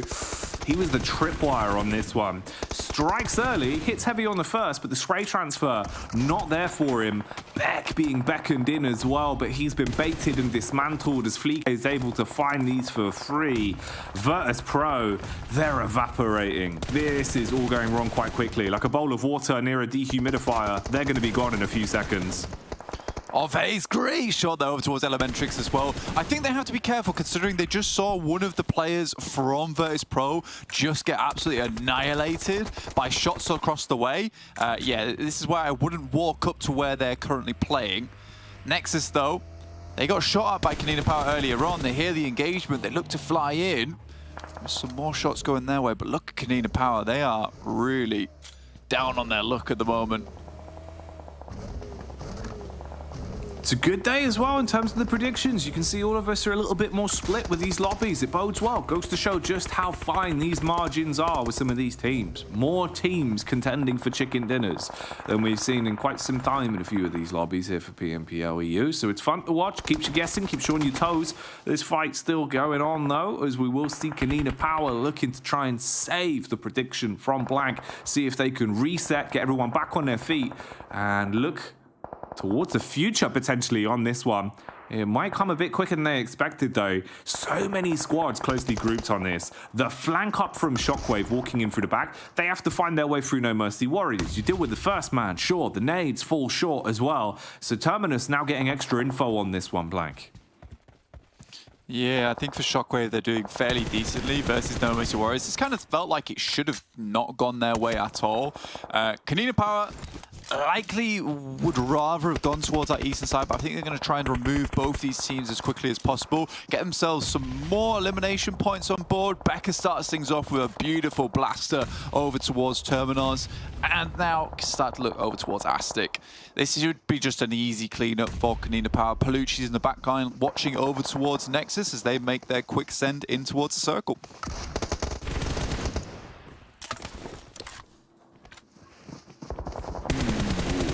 Wastic. He kept himself tucked in for long enough here. Look at the quick switch as well, actually. That's clean. Beautiful mechanics for the 1v2, but you're just so overwhelmed in terms of the manpower that he will still go down, but at least makes it awkward, right? KONINA Power, now you've got to waste a bit more time in terms of the reset, with the zone slowly starting to make it a bit more uncomfortable. Wow.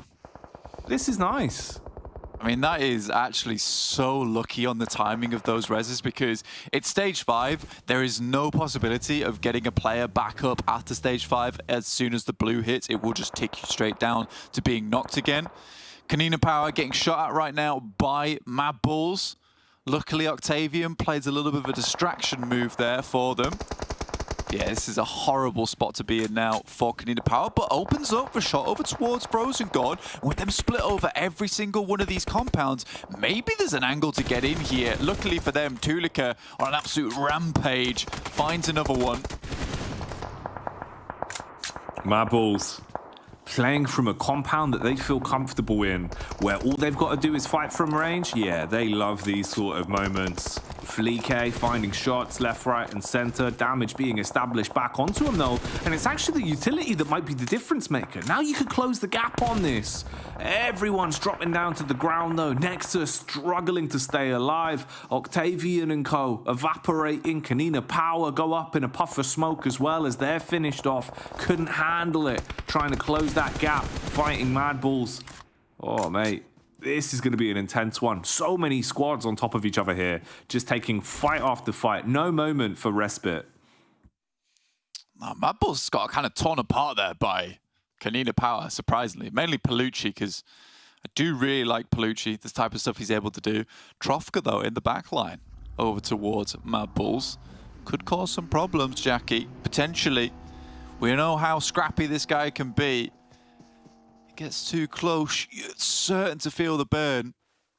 He just twists the forearms. He's got his hands in the bucket of rice, and he's turning them. He's rotating them, making sure to keep his wrist firmly against the edge of the bucket. So he's only working those forearms, making sure that he'll be a muscly boy. So he's got the power to hit heavy in a situation like this. And I tell you what, Trofka, actually normally one of the players that you do like seeing as a bit of a solo late man. He's able to keep his nose out of trouble, just stays low to the ground. He's been tailing effectively MADBULLS bit by bit, like a private investigator, just waiting to take the snapshot. But in reality, it won't be a camera. It'll be the firearm in his back pocket. So if he sees a window of opportunity, Trofka, maybe he'll start to dial in. Wants to think about the long game, though, and let most of these squads duke it out first so that placements will be on the line. And now it seems like everyone's starting to get a bit antsy. You can see with the rotations coming in on the mini-map, they're starting to bubble up a bit. I've got a lot of, like, quite high-powered teams in this endgame. Reflect goes down from Alpha. Again, pretty difficult scenario to be in there. Trofka, like you said, just keeping his eye on. We'll have to move eventually, but could pick himself up 2 cheeky eliminations. He sees Frozen off in the distance there. You know, I think he's actually preparing to maybe take a shot. He wants to get into cover.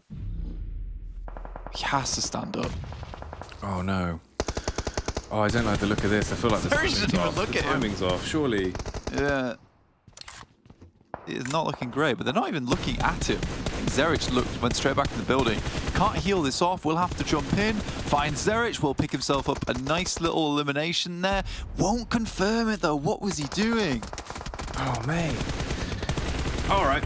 That's a shame. It felt like there were some big ideas there, but when it came to execution, it just wasn't really what we wanted to see from it. It has ruined MADBULLS. Yeah, it kind of has really put the pincers on MADBULLS for this one. If anything, he's basically set up Dagestan to take a huge W on this one. Yeah, this is other underrated, brother. There's been a lot of back wheeling, you know, the old car roundhouse. in these games. And now Dagestan versus Tulika. Yeah, a bit of bonneting going on, mate. Yeah, a team versus a one-man army. All right. What do we got in store then? Tulika, anything that will change the pace of this one? He starts it off with the opener, but that's all he'll get. So Dagestan, off the back of being helped out by Trofka, coming in for a chicken dinner on that one. Yeah, it felt like it all just went topsy-turvy. Dagestan just had a lot of that eastern side themselves on the high ground. The only really thing I want to say about this game is that KONINA Power has betrayed me once again. Specifically you. They only did it to hurt you. Yeah. I'm not picking them from now on. Never again? Never again. Okay. Whole tournament. Wow, there you go. Blank officially hates KONINA Power. You've heard it here first. Let's get back to the analyst desk and see what we think about that. Kalaris, any thoughts on how Blank is so aggressive? Easy blast for Dagestan. They were in that spot since the second circle. They get themselves the win here, Max. Yeah, great little spread over to the eastern side and able to get himself so much presence, especially Shifu is just like a hawk, able to just eye out everyone trying to crawl their way across the road and get so many limbs off the back of that. So good prediction, Kalaris. Good job. You got it. Got your 3 points. Oh, thanks. Yeah, cool. 19 points. I will say, I think I've played that same location about 3 times in the last 2 days because I always end up going over towards Camp Bravo and then playing from there. Or is it Camp Alpha up there? Anyway, it's one of the camps. Well, yeah, but they've got themselves the win on the board. MADBULLS 15 points. I will say they had a great compound to play from, and I thought that they were transitioning nicely up their hill on that west side, but then solos everywhere, and solos are rough.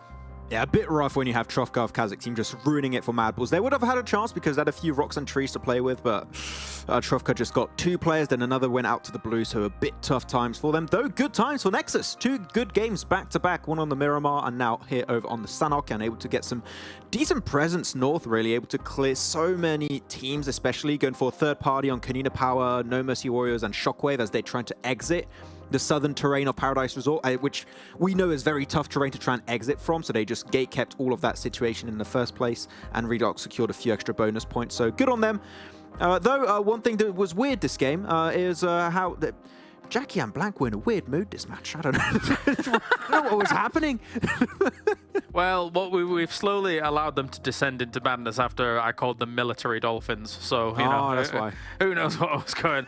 They were probably there before that, to be frank. But anyway, we got Dagestan here with 1,700 damage. It's going to be pretty much Sanhok numbers this game. There wasn't a huge amount going on up until the point where solos kind of were popping out everywhere, and then a limbs not going to be too high for any particular team. It feels like here because it was all very spread, Max. Yeah, except for the top 3 teams that got eliminations. It was very spread between those teams. Like Sanhok numbers, you could almost say in terms of damage overall, it should be the case. But Alpha team also had a decent position in the southern edge, but it was tough for all the teams because, as we know, Dagestan, they drop on the eastern coast, right? And when you have a circle that comes their way, because you have very small amount of teams that go for that shift, it is going to be coming their way. And Shifu always smiling, being the top damage deal of the game. Hell yeah. I'd be smiling too if I did 700 damage on a Sanhok, but Flykey able to get himself 5 limbs off the back of this too. It's always ever present, the scary MADBULLS here lurking around. Meanwhile, MUERTE, we're trying to make something happen during the game, not as much as I thought maybe would occur, but again, they weren't exactly playing from the easiest of spots. Yeah, it was a tough transition point when you're going downhill. You have teams like Alpha Team, Dagestan looking at everyone, MADBULLS in their compound on the road trifecta. You're always going to struggle. Though back to Fleeke, he was very, very important for MADBULLS this game because they were fighting versus KONINA Power. They were trying to just feed themselves down into that compound, and they actually got 2 players knocked. So one of the teammates, I think it was Frozen, was going to go over for the res. And actually, Fleeke was the one that solo was able to hold off the remnants of KONINA Power. So because of that, they pick up more elimination, survive long in the game, and then pick up the full team as a 4-man squad. So Fleeke was very, very pivotal for MADBULLS to make it as far as they actually did. So that's the cool thing about MADBULLS, right? We keep talking about this team. Every player is so impactful, and even as a solo, they can just pop off and bring the game back to their advantage. Yeah, players like the players from MADBULLS, as we take a look at the highlights, are just on another level compared to some of the bot teams at the bottom who are just... They're cannon fodder for them in a lot of situations. So they're able to prevail in certain scenarios where normally other teams wouldn't be able to prevail. I mean, again, the big three kind of in a similar vein are able to do these kinds of things, but he's just seen here Flaky kind of cleaning up these shots wherever he may find them. Shifu, though, on the opposite side, Max, able to get some decent long-range shots, some really good angles that are not that common, actually, on Sanhok when you're able to find those magical angles. Yeah, I was seeing Shifu go for the spray downs with the M4. Of course, the M4 is really good at that type of range, but I'm jealous of that recoil control. Like, he's really bloody good with the way he's able to spray down his opponents. And Alpha Team did help them a bit to try and negate the push off MADBULLS, and it did make it just easier for Dagestan to steal those points away. Already, they were up to 6 elimination, 7 after the elimination on top of Ashipa, so really strong performance from them. Almost got the flush onto Zadira, but it was just not meant to be. They even tried to go for the crash. But yeah, Dagestan, we keep saying it, they have potential for the wins. This is a circle that when you give them a circle like that, they're not going to throw it away, but it's just, I want to see a dominant game from Dagestan where they do not have the circle coming their way, like that one Erangel with 25 elims, but outside of that, we haven't seen that happen too often. Oh, yeah. I think I saw 1 or 2 players with the Tidal Embrace skin on their M4 as well, which is kind of cool. Exciting to see that go down. But anyway, as by the by here, as we've only got one more match here for today. Once again, it feels like we've blitzed through this day, yeah, Max. And it does feel like, again, the usual suspects are being able to get these wins out of these games. I'm hoping that we see maybe a bit more of a shunt in an opposite direction here, Max. Maybe one of the underdogs get themselves a victory on our last game of the day, but it's looking slim pickings. Yeah, is it going to be the big 3? Is it going to be the Fantastic 5? Is it going to be the Amazing 16 or something? The Super 16. Shut up. Overalls. All right, let's take a look at the Elegant 8 up at the top here with Alpha Team in 8th place, 46 points. They're actually drawing with TUNA right now, but MADBULLS 91 points. This is looking a whole lot like Phase 1, Max. Uh-oh. Uh-oh, a little bit spooky in the PMGC rankings too. We don't know what it's gonna look like, but you can already expect the MADBULLS have been creating a little bit of a lead, which is good to have before heading into the finals. Though yeah, the top is good to see Dagestan. I keep saying that this team has the potential to be at the top of the rankings. It's good to see them be in 5th position currently, overtaking MUERTE. Though as we go a little bit lower, NEXUS, if we stop right now, they'll be playing Olivic. So good on NEXUS, good improvement, but still that's only 6 placement points compared to 34 elims.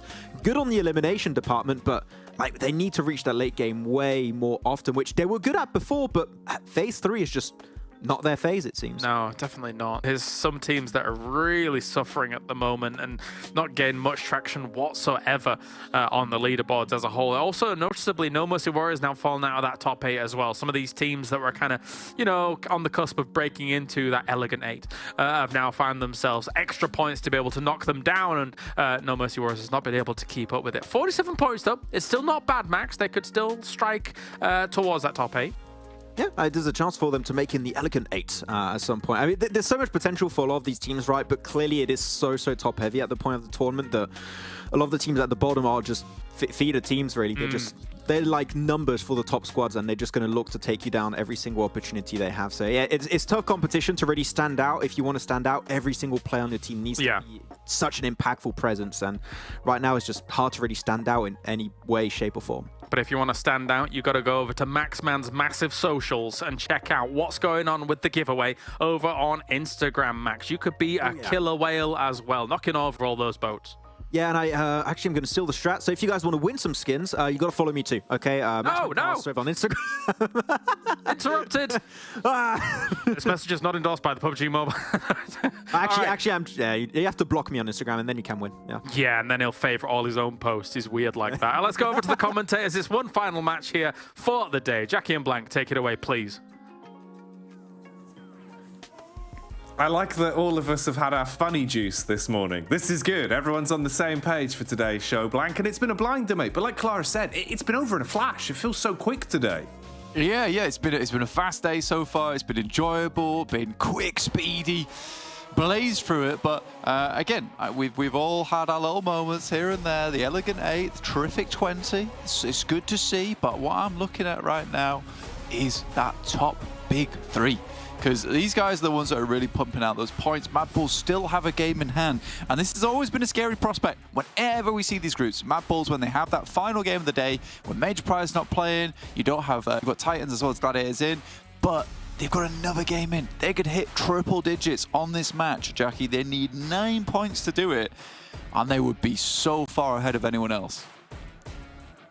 That's a cool storyline. That's one of those that gives us something to keep track of here. See if maybe there's potential for a big win, for some kind of momentum, an upward shift that could do so much for them. It's a good map for it as well, Blank. You know, the tides on this one looking good. There's some good omens sprinkled in. You'd be your own worst enemy now. This is a game where basically, you know, it is in your hands to give yourself enough of a point lead from this.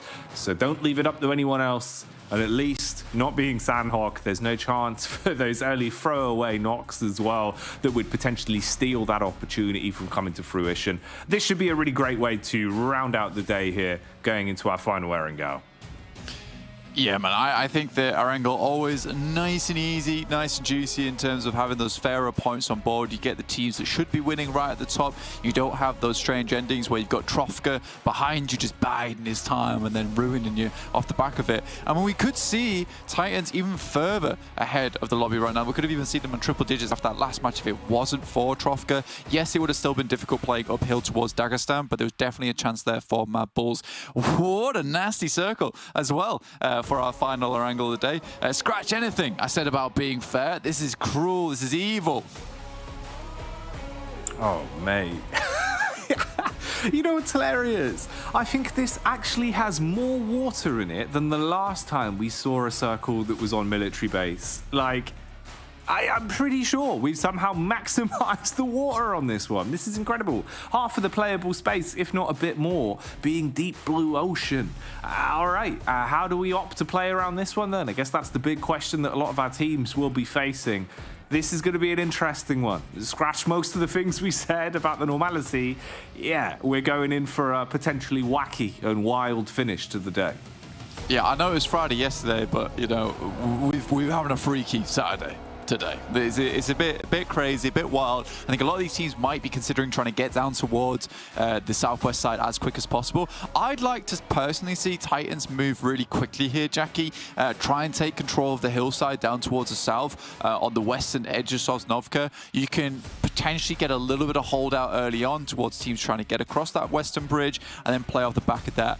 Don't think Titans need to stick around here too long. They're typically a team that will just lose a player early if they're not careful. But I think in terms of firepower, in terms of giving it out, they can certainly do that over there on that south side. Speaking of giving things out, Maxman's giving out a lot of things over on our social media pages, so go check that out over on Esports PUBG EU on Instagram as well as YouTube. Make sure you're picking up those skins because they're available and they're there. They're just waiting to be claimed. You too could have access to the shark cover. Keep that in mind. Think about that of a night. Sharks. Sharks. Just Sharks. allow that to be incepted into your mind. That's all I'm asking. You know, think of how crazy that is as a collaboration. Sharks, almost as old as the dinosaurs. You've been around on Earth for a very, very long time. Not much that's been here as long as sharks have, Blank. So you're getting something prehistoric. That's classic. That's vintage. That is about as classic as it gets. You're not wrong. The classical animals, including crocodiles, as well as sharks. Crabs, sharks. Simple as. That's it. Those are the only classical animals out there, and you get to have one of them as a skin. Pick it up immediately, as soon as possible. Titans do go for that movement that we were talking about earlier, down towards the south side. They play on the hillside. Looks like they're not going to opt for a western bridge hold. I respect that, you know.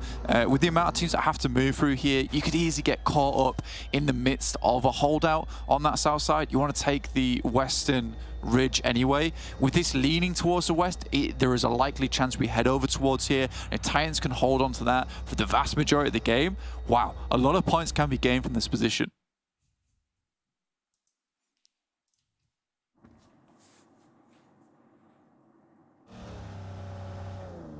Tuna on screens again here as well. Obito, the fan favorite, definitely been going by the beat of his own drum recently in some of the maneuvers, but it's been paying off. He's been fun to watch, and Tuna, I think the best bit about them is just the fact that we're actually, you know, seeing some legs on this team, seeing some longevity to them, and again consistently over the course of today's play, they had opportunities where they have impressed us, or at least been able to get into potentially exciting positions, looking a lot better the more we've seen from them. PERMITTA, it feels like they've kind of been cursed with the same old story into a few of these. Testing is swimming. He was considering doing the swim across the channel the whole way to France from England, Blank. So he's just seeing if that's possible in-game first before he commits to it in real life. Just getting the swim-a-thon on, Jackie. And that's fair enough. That's what needs to be done sometimes. VULGAR boys immediately sent down towards the coast. They assume there's going to be a team here. They could have taken them out a bit earlier. Potentially, there was a chance for them to grab this vehicle off of them. Not possible at this point in time, so PERMITTA will be getting down towards this island nice and quick. Gladiators similarly had the same idea, you know, down towards Crates Hospital side. They were like, look, let's just get over towards Sosnovka as quick as possible. Heading out over towards the western compounds. It is difficult heading up towards that eastern side on that western compound as well. You know, it's all uphill. It's very open. You get easily shot out by teams like Titans. And then again, it's just quite a difficult rotate through. But this being one of the compounds that is available early on, at least you're not having to be a lot of these other teams who are just going to be searching for position all around the map. You can see Gladiators moving a little bit further, seeing what they can take as close as they can go here. I see. Tracing Gladiators on the cross. I see. Man, individually, his mechanics are just so far ahead of some players when you look at the way he plays. Great spray control. Not quite getting what he wanted from it. We can join with the POV of Unicorns of Love as well, as they've spearheaded an attack there, horned their way into that one. And found MUERTE, actually joining back to the Gladiators, though. They've been chased, and the space has been taken away from them. They're getting somewhat punished on this. It's only really Matic that's looking to stand the test of time. Not exactly the guy that I'd want to go up against. Look at this. Guy's disgustingly good at the game. Tixie's also coming through. Titans give up a position on the high ground, potentially go for this engagement. Matic's still peaking. 1 HP, by the way. Oh, mate. The confidence on him is outrageous, but Titan being able to topple could be the difference here. Wait. They've got 4 players still up, Jackie? Hang on. How have they been able to get through this so cleanly with no one going down? Mate, that's outrageous. It looked like Titan were actually taking them blow for blow. They walk away with that one so cleanly. That's gross. Okay, Gladiators, we see you. I mean, Titans didn't have, again, they didn't have to do this. I would say that's one of the hardest transitions for a team like Gladiators up that hillside towards Titans' position in the first place if the circle heads towards them. So the fact that they go for this and don't just let them sit in that spot, they try and get rid of them early. Fair play. You can understand the reasoning. They don't want to have to deal with that western side too much. They can get rid of them now in the early game whilst teams are still trying to rotate in. But man, yeah, ruined by the Gladiators. Really good play there to hold on. Specifically, Matic has been just so awe-inspiring today, Jackie. It's been really impressive. It's so cool that it does seem like, you know, a lot of our top squads and a lot of individual players are just starting to get that level of elevation, that sort of playoff lift, you know, coming up closer towards champs, coming up closer towards the end of the year even, really. It feels like everyone's just sort of giving it that extra 5%, that extra momentum in some of these fights. And it's a shame that the story there that we set up at the start for Titans kind of just dissipates amongst all that. Because that would have been a really cool bit to build off of, you know, like you were saying, just a few points, you know, the difference of a handful of points, Blank, could have been them cleanly being able to pass the one team that's ahead of them in Major Pride by just a few bits. Doesn't happen. So, like, honestly, the initial rotation, quick loot, down towards the south side, understand they have the ridge control, and then do that. It's confusing, man, because they make a lot of the right decisions, like really perfect decision-making, really perfect rotations into what is this? A lot of times, it really does confuse me. However, you know, Gladiators, that's a fight that potentially could have gone wrong for them. They're lucky that Matic is so good at the game that he's able to clutch that out with basically 1 HP on board. Really good. So look at this, like this peak into this next fight here is gross. And then still peaking. Still fighting, still scrapping. I think he got the final elimination as well. That is so silly. Man, that's wild. it makes it so much harder to watch as well when you look at it from that perspective, when you can really soak it all in. You're not kind of tunnel vision. It just goes to show how awkward it really was. So that's the way Titans let the hopes and dreams slip through their fingertips on that one. It was finally in a position where it was up to them. It wasn't up to another squad to decide the standings, but couldn't handle it, couldn't cut the mustard on that one. Probably be a bit frustrated because of it, but they're forced to be sent back to the lobby and wait until tomorrow's play day to have any chance to find their comeuppance. Hello, Rolkist, getting involved here onto Alpha. He's behind enemy lines, though. I mean, look at where he is. You're completely surrounded here, basically, by KASIK team that have had a pretty good day about them as well. And they've got their wits normally up in a situation like this, close in the tree line. The nade's tidy, though. Fair play for Rolkist on the first one. Yeah, we'll just back it off a little bit. Nice initial engagement there, and I think Unicorns are love. Once they've done that damage, they can kind of just sit out, try find the more strong compounds in this area, play off the back of that. I respect it. You know, you've done enough to isolate. Rolkist on the fadeaway will also get reflect. Mandarin left all on his lonesome now. The rest of his team down and out. Difficult initial circle. Zone 1, Jackie. Come to Zone 2, we kind of really reassess, reaffirm Sosnovka. I think, I was about to say most teams are quite happy that this hasn't just gone back up towards the mainland. Scratch that again. It's been so unfair in terms of these circles today. Like, this is the hardest shift in the most awkward of directions.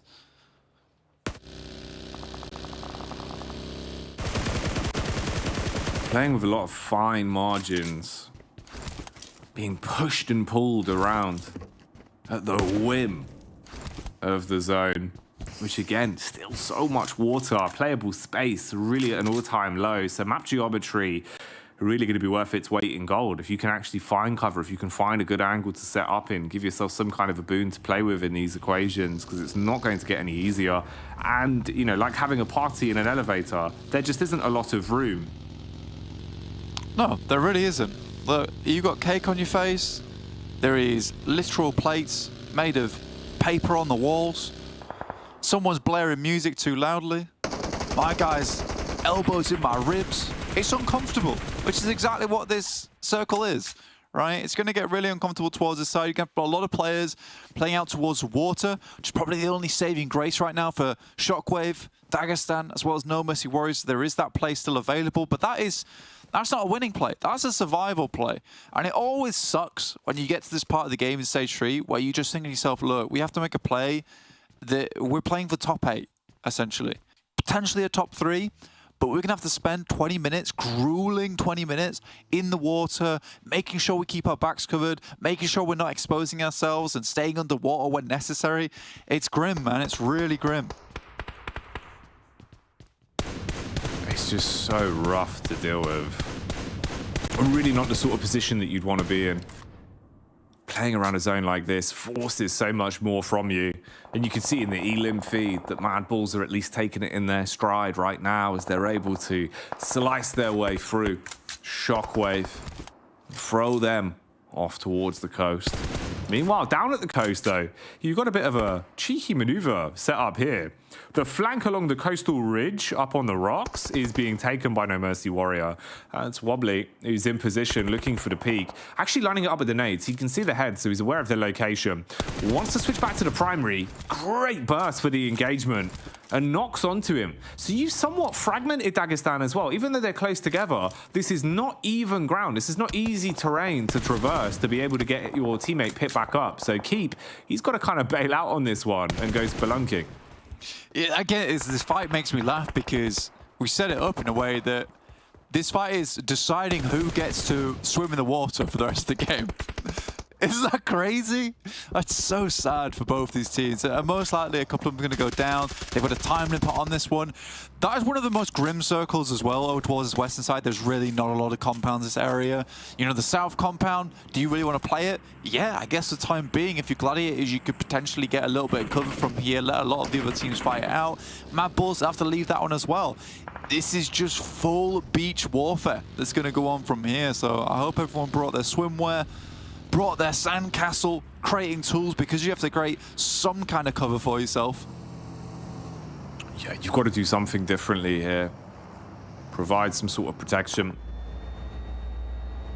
Some SPF 50 possibly going to be required. No Mercy Warriors striking onto the side of Dagestan, though. The fight that keeps on going between them two. Meanwhile, TUNA here repositioning and topping themselves back up. You're being held by Gladiators. Sure, the zone's going to move them further towards you, but right now they're just taking pot shots down range. A reply back out, but it's not swift enough. Purple, he comes unstuck. Zerich is on the move as well, putting the pedal to the metal and looking to close the distance between them. Supported by Matic, who's looking to capitalize on this. Up on the hill, Zerich with a peek, spams down, takes a hefty chunk of damage and drops his belly back down to the ground. TUNA have gotten away.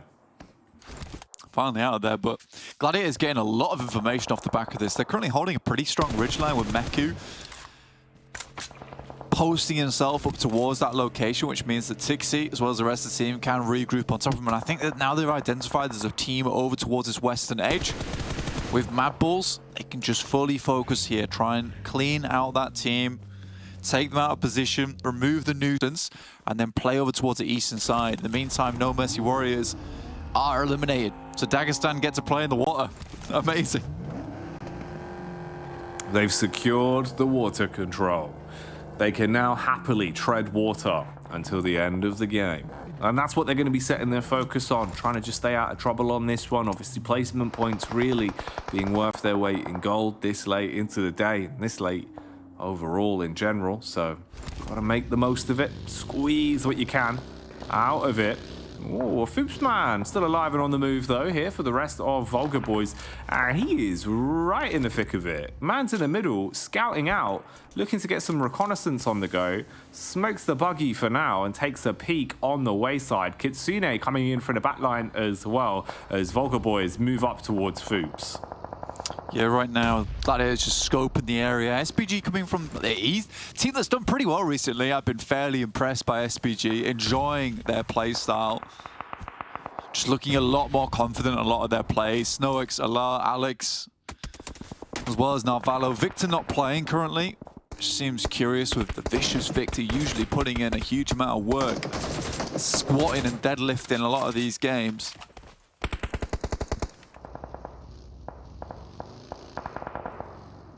SPG. Looks like they've been really unlucky in some of their encounters today compared to regularly. Losing out in some rough situations.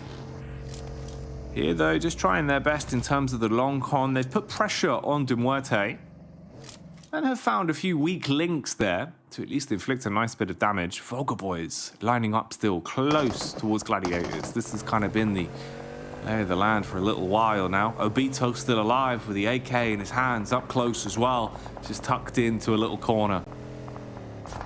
This is genuine cruelty on this circle so far. Moves back over towards the northwest, keeps a lot of the water in play. And it's very difficult to determine who's going to win this game. It's just based off basically gun skill at this point.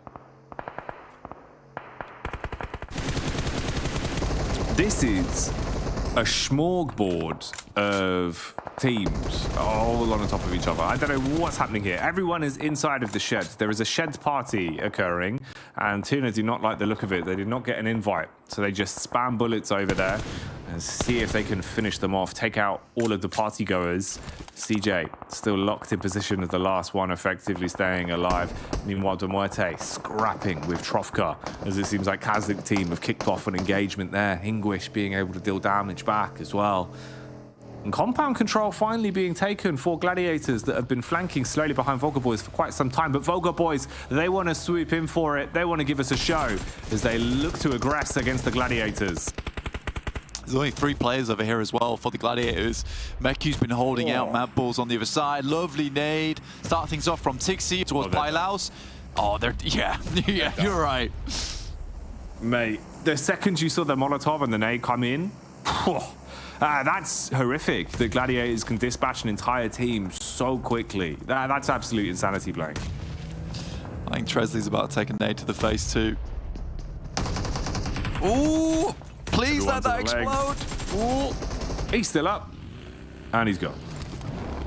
I think Tixi might be down. They might be able to get in the vehicle if they're quick enough. It's going to be difficult. It probably will just be a case of just running him in over the shoulder at this point in time if they want to remain as the full four. But it's KASIK team to take down Meku as well as Tixi in a very immediate fashion. Really fantastic stuff, leaving Gladiators just now as 2. You know what I was curious about? Maxban has predicted Dagestan. You know what? Dagestan have been pretty damn good, actually, at being able to squeeze out the odd weird game. They've been treading water for a while. Not wrong, yeah. No one finds them. Like, I mean, maybe this is just one of those games. Yeah, you're not wrong. They're definitely the weird game squeezers. I actually have seen matches where this does go down right to the wire and the team that is in the water just kind of comes out and does find themselves the win off the back of it. MADBULLS currently out 4 though is good. Yeah. They grow feet. Yeah, the legs grow in. Yeah. And climb up onto the shoreline. Kind of crazy. Evolution. It's wild. Yeah. They were once plankton, but now they are a chicken dinner. Still a long way to go, though. That's kind of a big evolution, yeah. You skipped a few steps there. You got to become crab first, and then from crab to chicken. Classic evolution stuff. Yeah. Plankton, crab, chicken. Now I'm more on board. I'm more on board with you now. Giving you the breadcrumbs that you need to follow the trail on this one. Again, this point in time, most teams would like to play on the outside of the circle, right? They want to maintain as much as possible in terms of this terrain that's still playable before they start heading towards Beachhead. I think the major difference from a lot of teams is MADBULLS already sent Fleek in early on towards the beach, positioned just to play in with a vehicle. So they do have a bit of proactivity here going on, so they can actually jump towards the anchor that is Fleek in that end game. Most of the teams have been too preoccupied with other teams to be doing something like this, and MADBULLS have just eked out the entirety of the edge of the circle on the western side. So very nice play from them.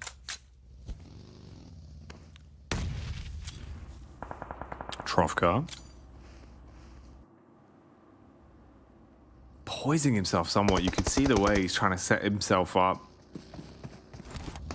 to at least have an opportunity to punish with the utility here. Starts to close the gap somewhat. Just gets close enough for the dash to be worth it as it's thrown over towards SPG, thinking that he's got the upper hand, but he's been seen on the peak. They're able to tag him up, lit up like a Christmas tree. Confidence now rising for SPG as well, feeling like they want to start to close the gap a little bit, see if you can assault onto the close players.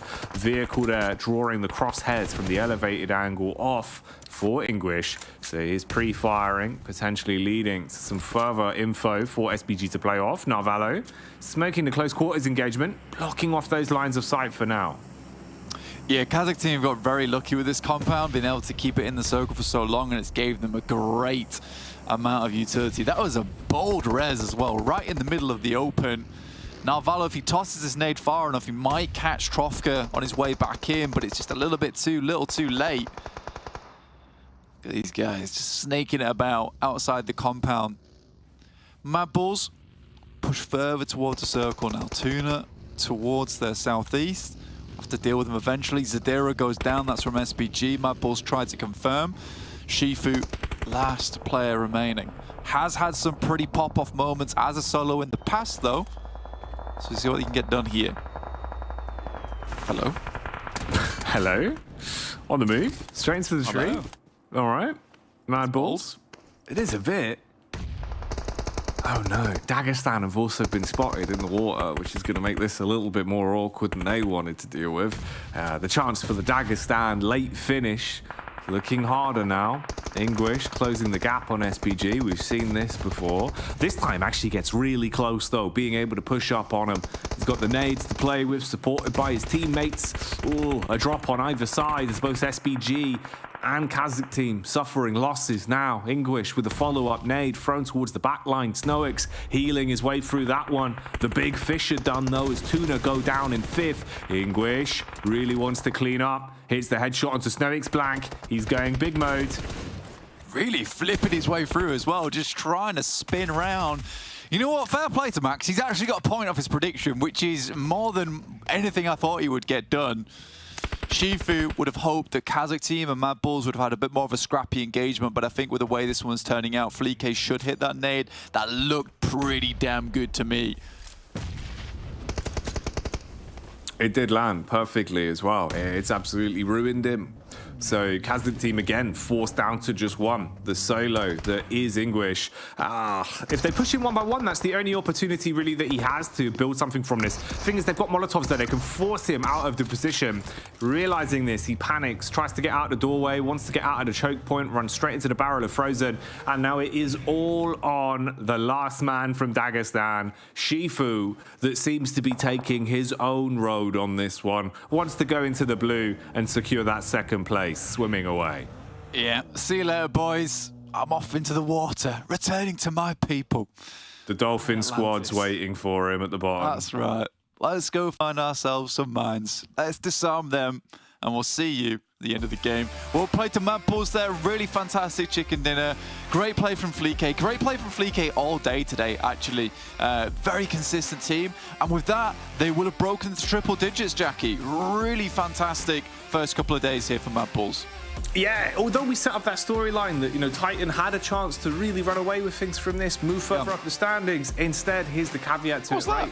MADBULLS being able to pop off on that one and secure it, they're going to be happy with that, Blank. That's huge for them. It means that they're guaranteeing, you know, they're clearing some of these teams being able to fight to topple them off it. And they're looking sick. I think MADBULLS individually, we're just seeing so many good plays again and again. Yeah. What else can we say? But they just look incredible. Yeah, it's difficult, really. I think the only other thing that I want to really take a closer look at maybe tomorrow is that breakdown from Titans versus Gladiators, because that could have been such a big thing for Titans. Unfortunately, it was not meant to be, but what is meant to be is you guys heading back under the desk with our lovely boys, Kalaris and Max. Nobody contests the position of them over on the west side, and MADBULLS does what MADBULLS does best, which is winning games, Max. They do it all the time. Oh, they got themselves the chicken dinner. Always. If MADBULLS in the top 3, you know they're going to get the win. It just tends to happen all the time. It's mental. And even Frozen's like, oh, I'm going to take a cheeky 1v1. Send him. I chose you, Frozen, and gets himself the 1v1 versus KASIK. I mean, what are you going to do? They're just clearly the most consistent team by far here in Europe. And another 22 points on board. Uh-oh. What else? We've said everything we could say, Kalaris, about this team and more, and they just keep getting those wins every time. Can't wait to see the overalls, Max. Oh, yeah. It's going to be bad. Okay, we've got KASIK team, as you say, getting themselves the second place. 15 points. Very respectable for them. Gladiators, 12 points off of this game, considering the battle that almost resulted in their entire wiping down in the south side of this circle. I've got to say, great fortitude by the Gladiators. Yeah, and great use of utility against VULGAR boys in particular. They were given no chance to defend their position. Just nade, molly, squad wipe, done. Yeah. Just no chance. And then they were able to get the res onto Tixi, put him in the car, and then just drive through. But transitioning across the road against such a massive split of MADBULLS, even if they got that far, it was not going to work out, because that split is just too strong, and they've perfected sweeping the western side of Sanhok Island. Though KASIK team top damage by a significant amount on that little hilltop to the east against SBG, blasting at the other teams around them. So I feel like KASIK team are starting to level up how aggressive they are in these matches. Yeah, they definitely had the opportunity to hold teams out on the east side, and they did with a lot of gusto. So good to see KASIK team being able to be... Okay, well... MADBULLS. Okay. Wow, great. Yeah, what a surprise. It was Zerich who was the MVP yesterday, right? And I'm getting the suspecting feeling that maybe he's the MVP again today. We'll look at that later on, but we actually didn't speak about that. Normally we speak about, who do you think is going to be the MVP? I don't know. Who's going to be it? Anyway. Maybe.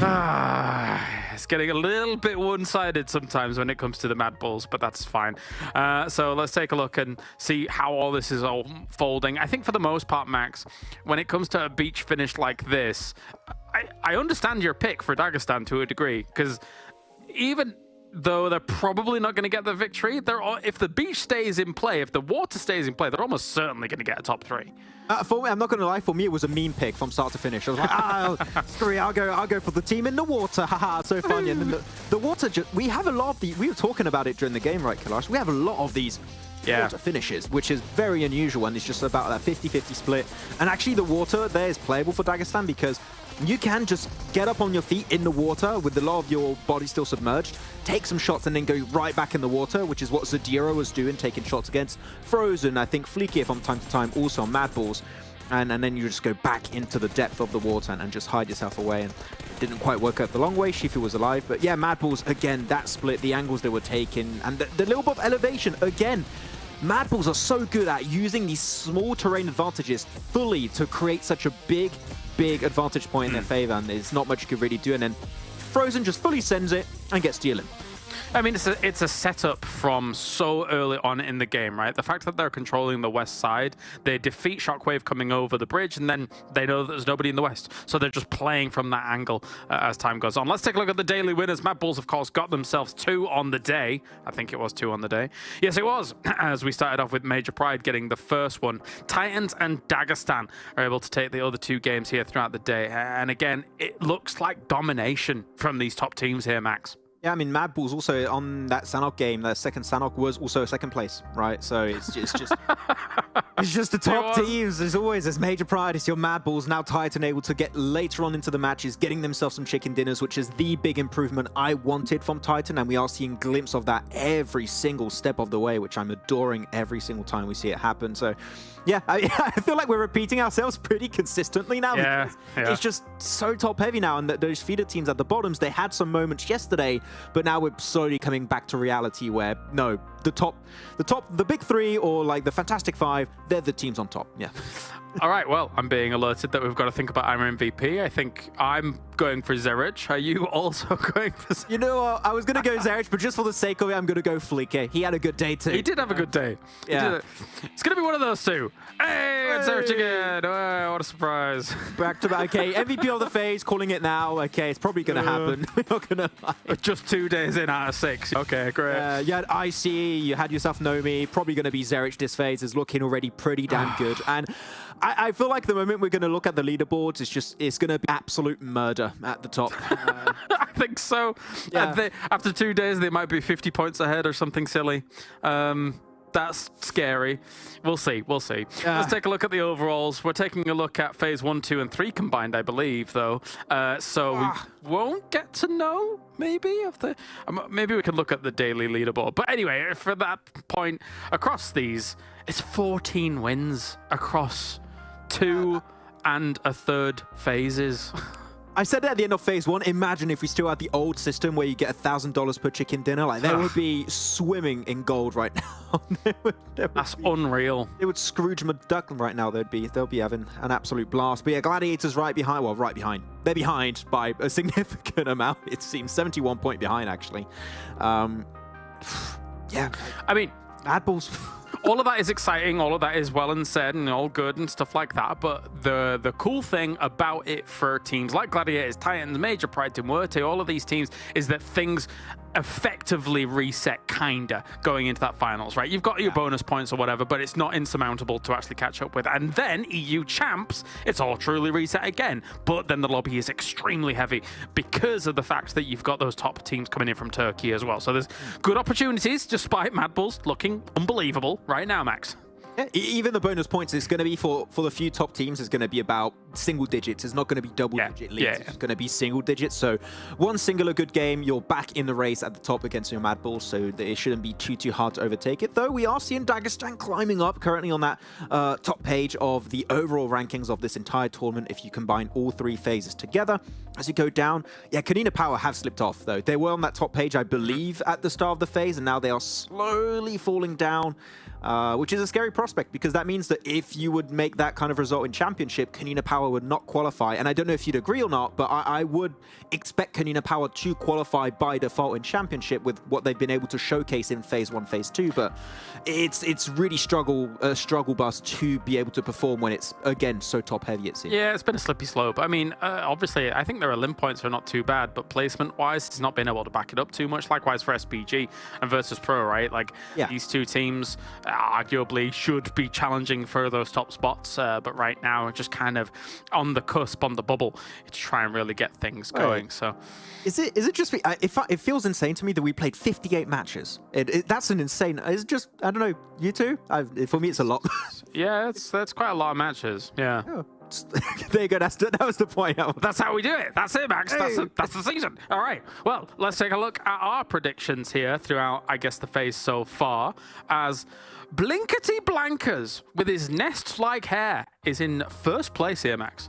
Oh, blasting out of control. Oh, yeah. Good. You got up actually really well today. What was your predictions like? I got like 10 points today. You got 3 chicken dinner predictions and the Gladiator top 3, so you've been on fire. I've been a basic boy. I picked up MADBULLS, Gladiators, and I failed picking them, so I deserve the L today. That's fair enough. And Jackie like a prehistoric crustacean with 4 points. At the bottom of the ocean, Max. Rough times. Yeah, tough times. Just like Sheaf in the water at the end. That was actually...